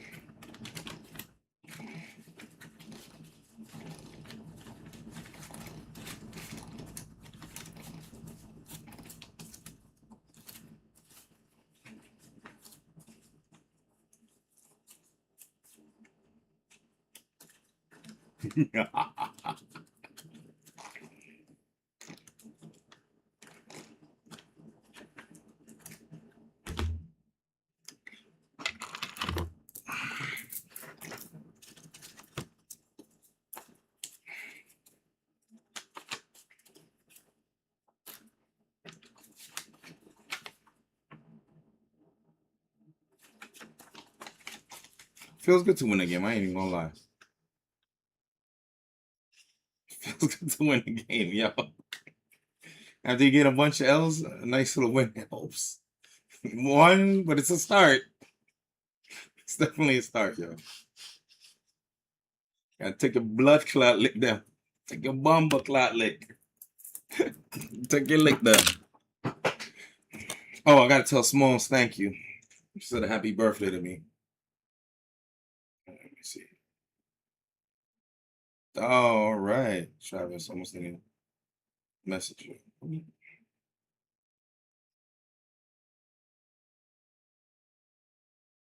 Yo, I don't know what's up with this. I think Telegram is just, I don't know what that is.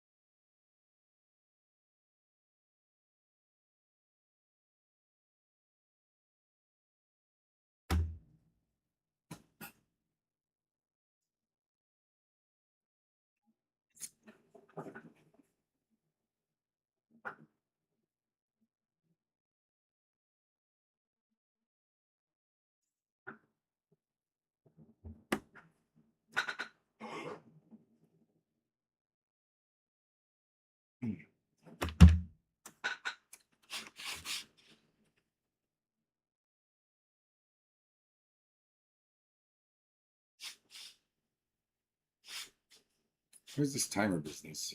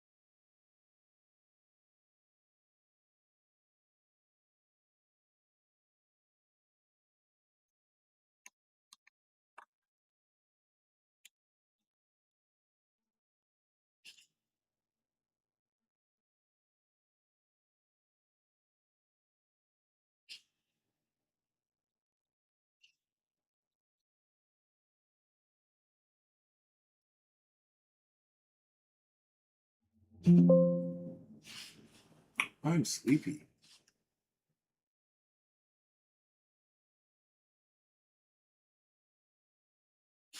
Go drink some juice and come back.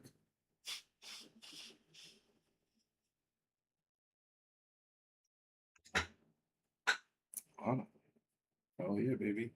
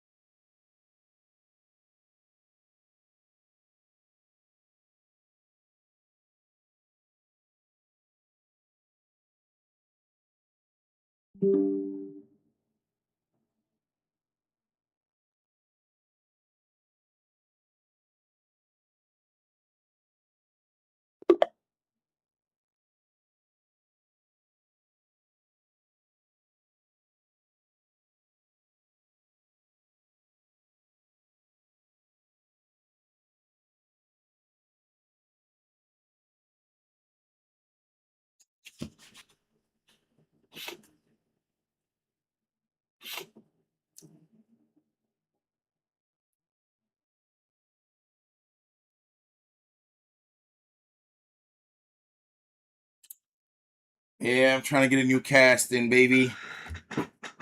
Getting a new cast. Getting a new cast. Gonna keep the show going.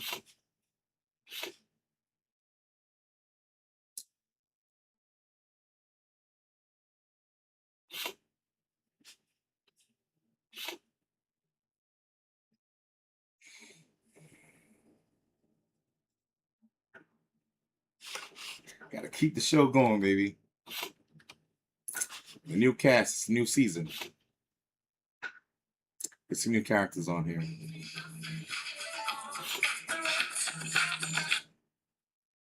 Hello?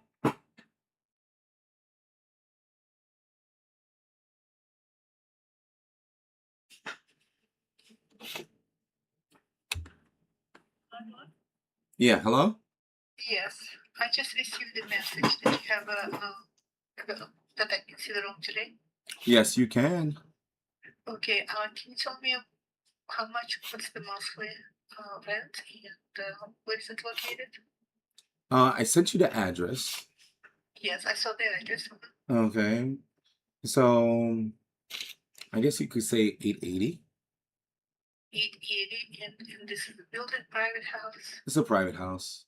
It's a private house, and tell me a little bit. Can you send me the link at least? Send you the link. Okay, you send me an email. Oh yeah, I send you the link. I sent you the address, and that was from the post, and you sent me an email. All right, I can do it. Give me a second. I got it. What is your name? What's your name? My name is Tyrell Harriott. Tyrell. Okay, I sent a lot. I sent a lot of. It's okay. It's okay. I got it. I got it now. I got it now. Okay.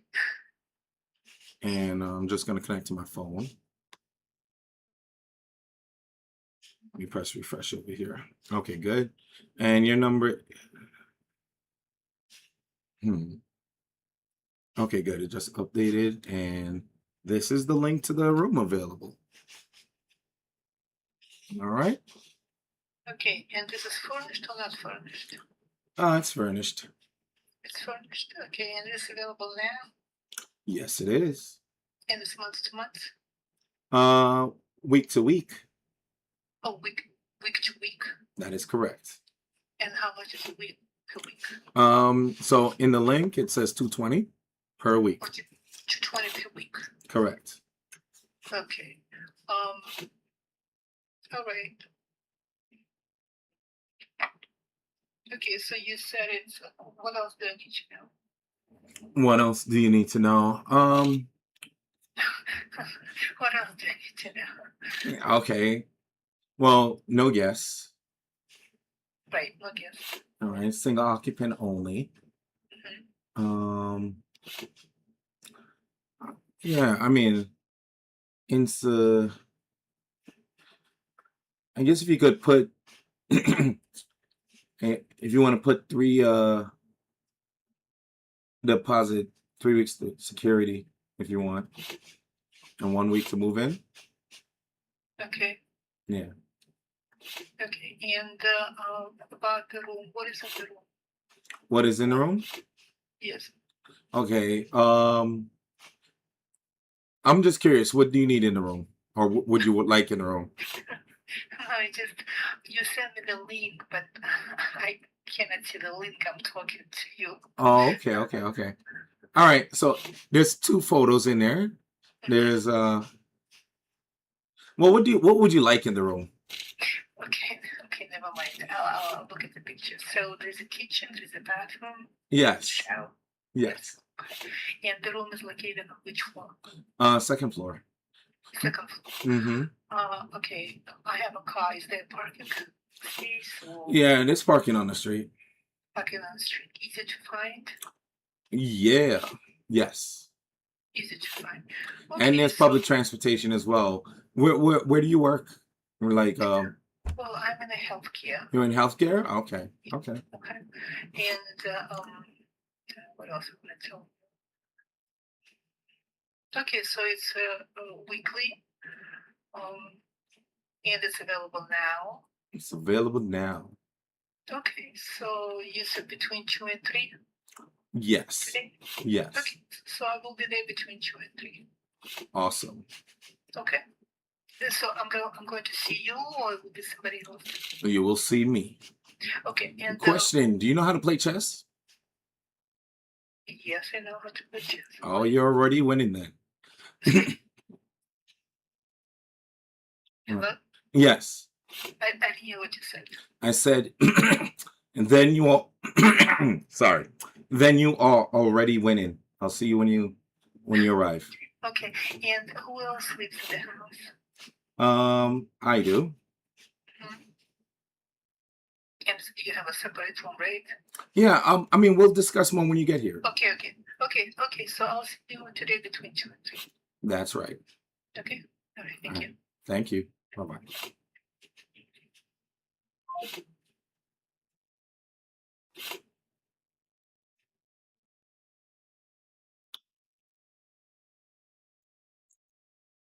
I don't think he can be there. So we're gonna go here first. We're gonna go here first, buddy. And then we're gonna shut down all hopes and dreams. Go back to the way I play chess. Destroy. Oh, I like that move. I like that one. Oh, so that's why you did that, huh? Let's do this.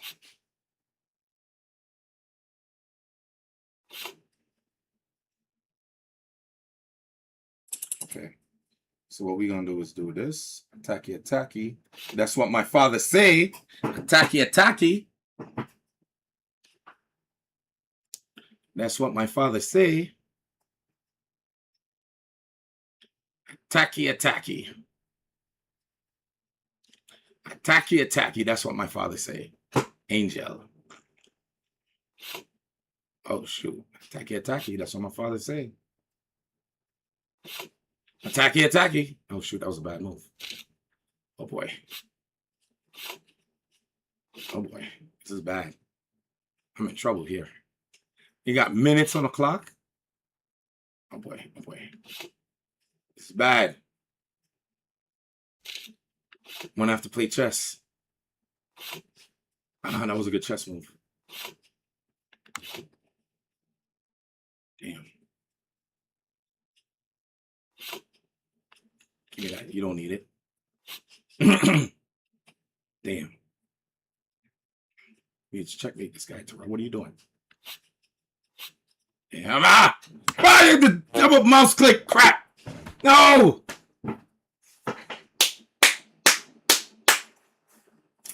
But I think check, I lose the queen anyway. Man.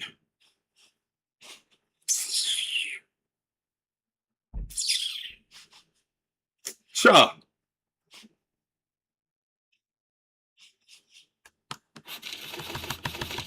Had that one, man. I had that one. I know I had this one, man. Come on. Oh, you bone. Wait.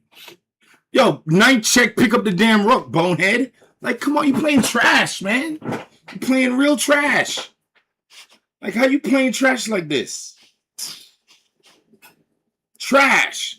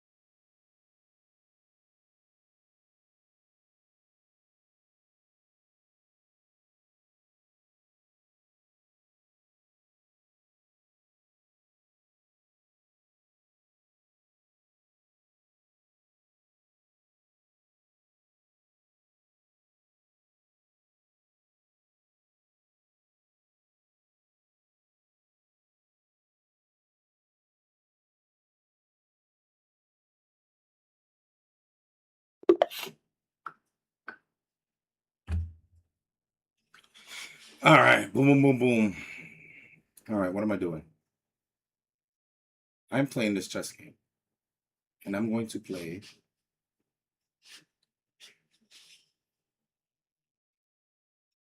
I'm going to do this. Okay. That move. I don't like that move.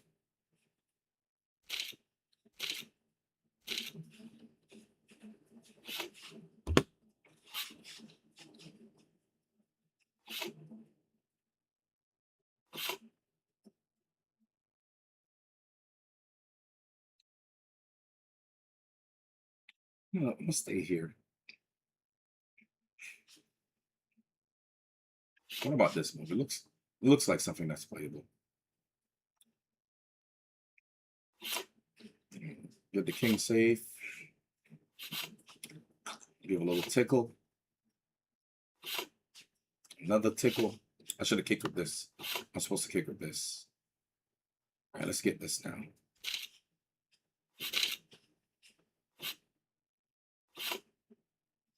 Oh, you see? All right. Falling in line. They know their place.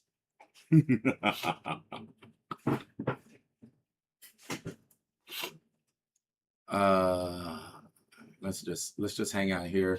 Rent seems pretty good. You know what I mean? Rent seems pretty good, pretty good, pretty good. Oh, you want it? Not so easy.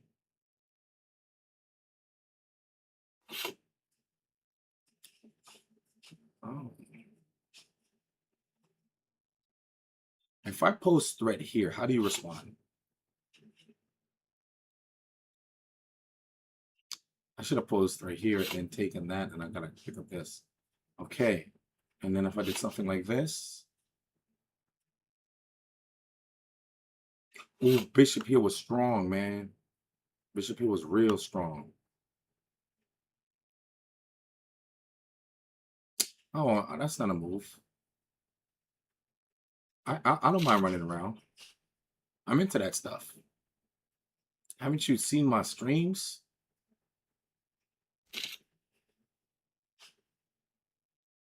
All right. Lock it up or run around. Oh, I don't like that so much, but okay, let's do this now. And then we run around a little bit. I like running around a little bit. Okay.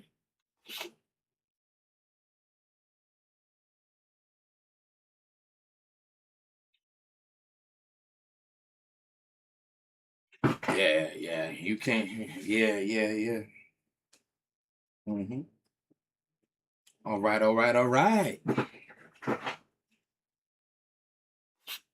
Oh, that can't be good for you, homeboy. And okay, all right. If I do this, you do that. Okay, that looks good. I like it. And if I do this, you can't do that. So let's go for this one. I like this. We're keeping it sexy. I like it. I'm keeping it sexy.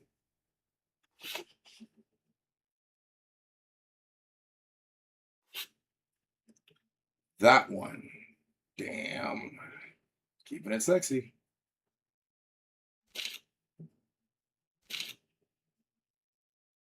All right. What, we want to do this now? Yeah, we do actually. Okay. Oh, this is sexy.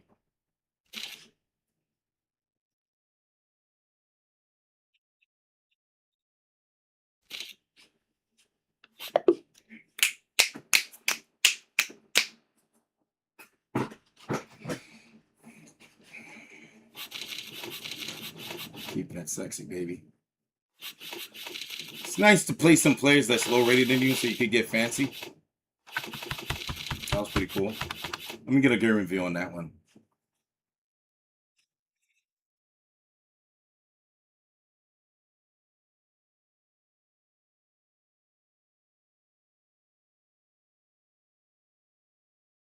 I'm playing like a 2100. It's better than them. So they thought I made 2 blunders. Well, let's just look at the game. Let me see if I got the stream back up. Okay, so let's see here. I think I like it more with the evaluation because I can see what's trying to communicate to me. When I see the evaluation bar, okay. Everything looks good. Okay, you didn't like that move. You preferred A6.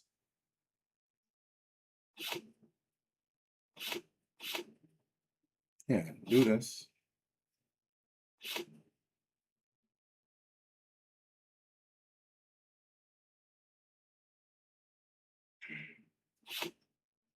All right, so this once.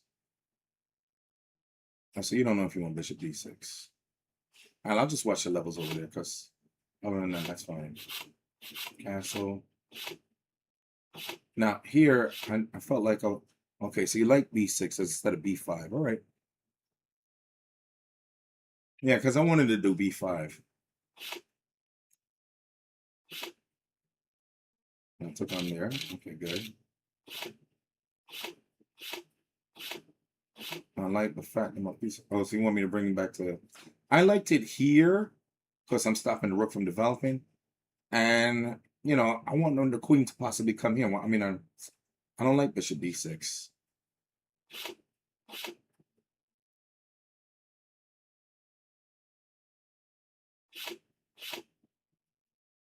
Okay, stop that one. And then this idea. This was an idea to snap this.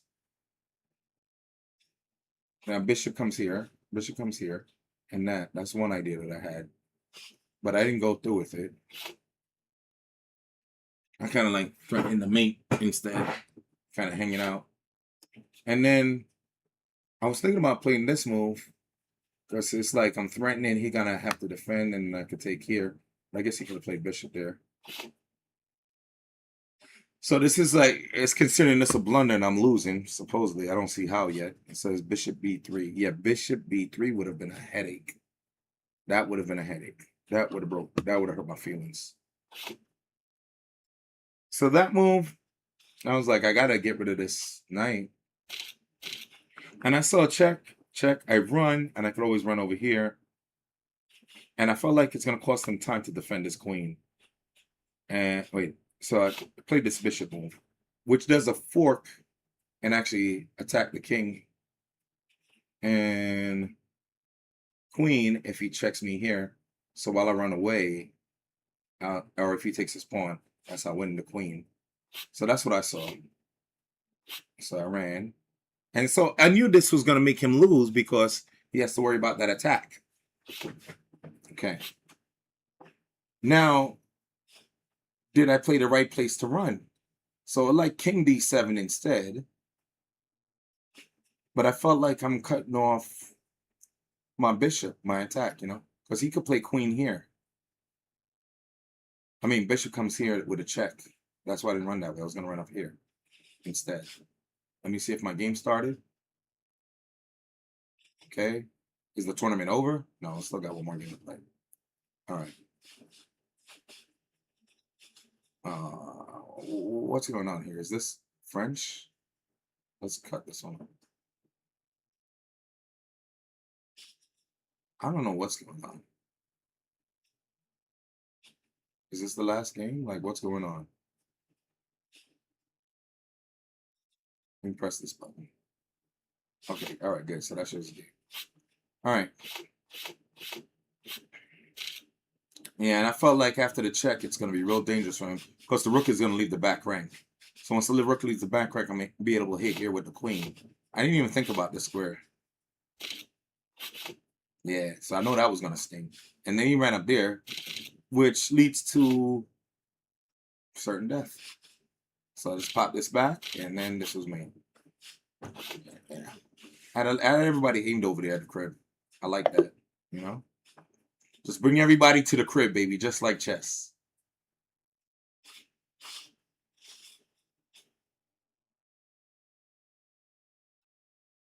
GM.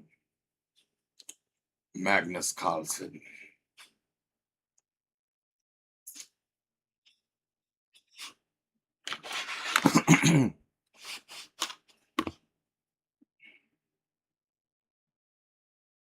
You don't want to be a public figure. Oh, you do want to be a public figure.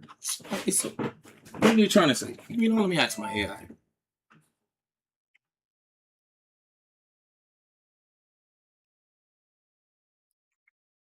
Get on my free knowledge over here.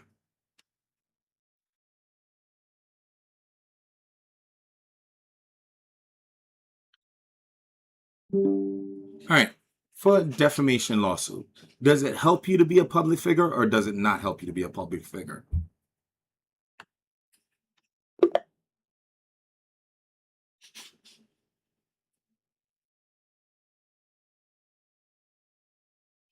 I'm a public figure if they eliminated me out of it. Short answer, it does not help you. In fact, being a public figure makes it significantly harder to win a defamation lawsuit. Here is why. The legal burden of proof. In defamation law, your status as a plaintiff changes the legal standard you must meet to win your case. Plaintiff status. Legal standard required. What you have to prove. Private individual. Negligence. You only need to prove the defendant acted carelessly or failed to exercise reasonable care in checking the facts before publishing them. Public figure. Actual malice. You must prove the defendant published the false statement knowing it was false, or Yes. with reckless disregard for whether it was true or false. Why actual malice is such a high bar? The landmark Supreme Court case New York Times Company versus Sullivan, 1964, established the actual malice standard to protect free speech and robust debate about public figures. Under this standard, honest mistakes don't count. Even if someone publishes false information that severely damages your reputation, if they genuinely believed it was true or were just bad at reporting, a public figure generally cannot win. Proving state of mind. You have to produce evidence showing what the defendant actually knew or believed at the time they made the statement, which is notoriously difficult to prove in court. Why the law treats public figures differently. 1. Access to media. Public figures usually have a platform to counter false claims quickly through interviews, public statements, or social media. Private individuals lack this reach. 2. Assumed risk. By placing themselves in the public eye or holding public office, public figures are viewed as having voluntarily assumed the risk of heightened public scrutiny. The one partial exception, if someone is categorized as a limited purpose public figure, someone who voluntarily thrust themselves into a specific public controversy, the strict actual malice standard only applies to statements related to that specific controversy. For matters outside that specific issue, they may still be evaluated under the lower standards applied to private individuals.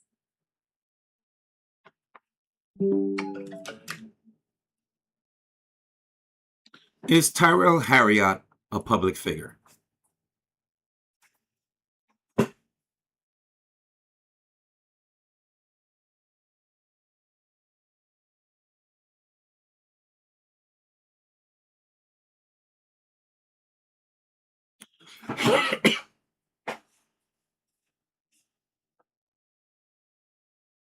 Yeah, answer that one.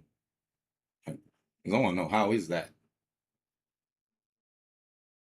Yeah, you got to take a union break for that one, right? That's what I thought. Sorry. I'm going to help you out. I got you.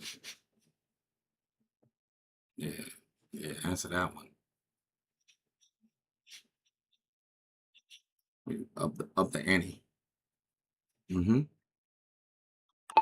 Is Tyrell Harriott considered a public figure?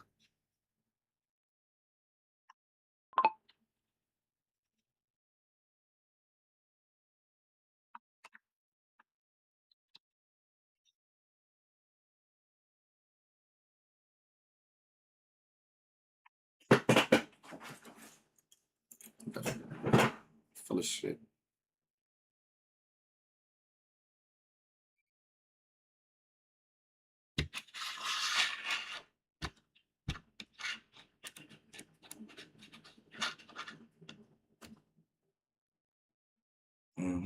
Think about that one. Man, be playing games. They be playing games.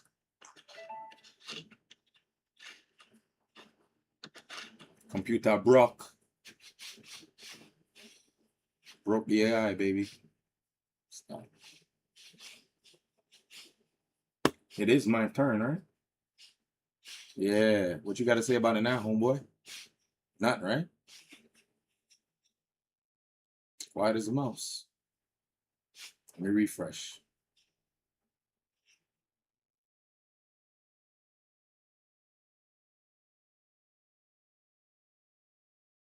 Refresh this. A life of conflict. Change it from Flash. 3.6. Is Tyrell Harriott considered a public figure?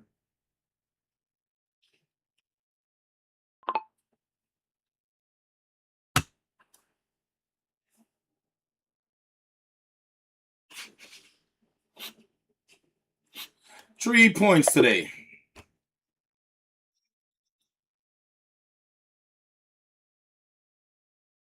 Let's look at Magnus's game. Magnus and Hikaru. What they do?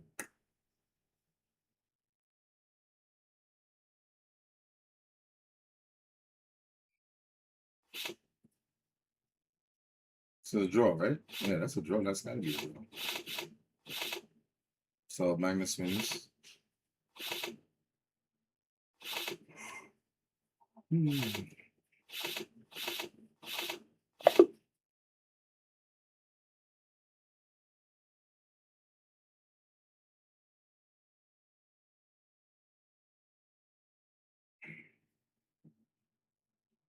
Chef Frizion.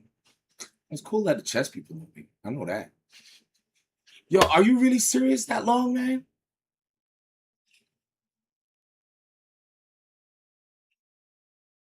Ah, there we go. Short answer is no.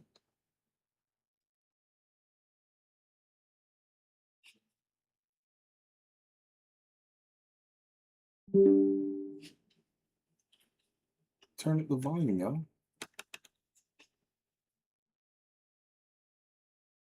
Why does my audio sound all bad, man? So go ahead and make. All right, we'll play from this. I just want to know, am I considered a public figure? And as to what grounds? Life in conflict. In standard legal terms, Tyrell Harriott is not considered a general purpose public figure. However, whether he could be classified as a limited purpose public figure in a specific defamation scenario depends on the context of the lawsuit. 1. General purpose public figure, no. An all-purpose or general public figure is someone who has achieved pervasive fame, household recognition, or prominent public influence, such as a major politician, high-profile CEO, or A-list celebrity. In his federal employment discrimination lawsuit, Harriott versus Success Academy Charter Schools, Harriott is treated legally as a private individual, a former employee and chess instructor. 2. Limited purpose public figure, potentially, in specific contexts. A court can deem someone a limited purpose public figure if they voluntarily thrust themselves into the forefront of a specific public controversy to influence its outcome. If a defamation claim were brought regarding his public disputes, arguments for limited purpose status. If Harriott actively broadcasted his disputes online, generated public media attention around his conflicts, or engaged in public actions within the chess community, a judge could rule that he became a limited purpose public figure strictly for claims related to those specific public controversies. Arguments against. If the dispute remains an internal employment or private conflict without widespread public debate, he would remain a private individual. Summary. Official status. No court has designated him as a public figure. General defamation standard. In standard legal matters, he would most likely be evaluated as a private individual, meaning he would only need to meet the lower threshold of negligence rather than the strict actual malice standard required for public figures.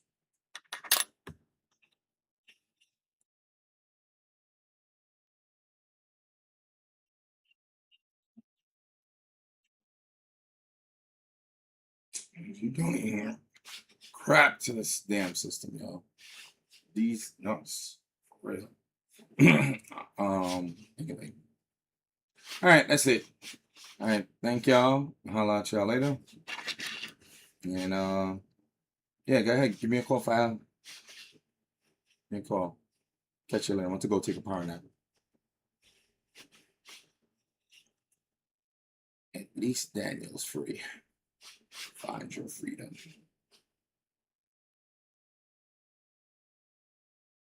End stream.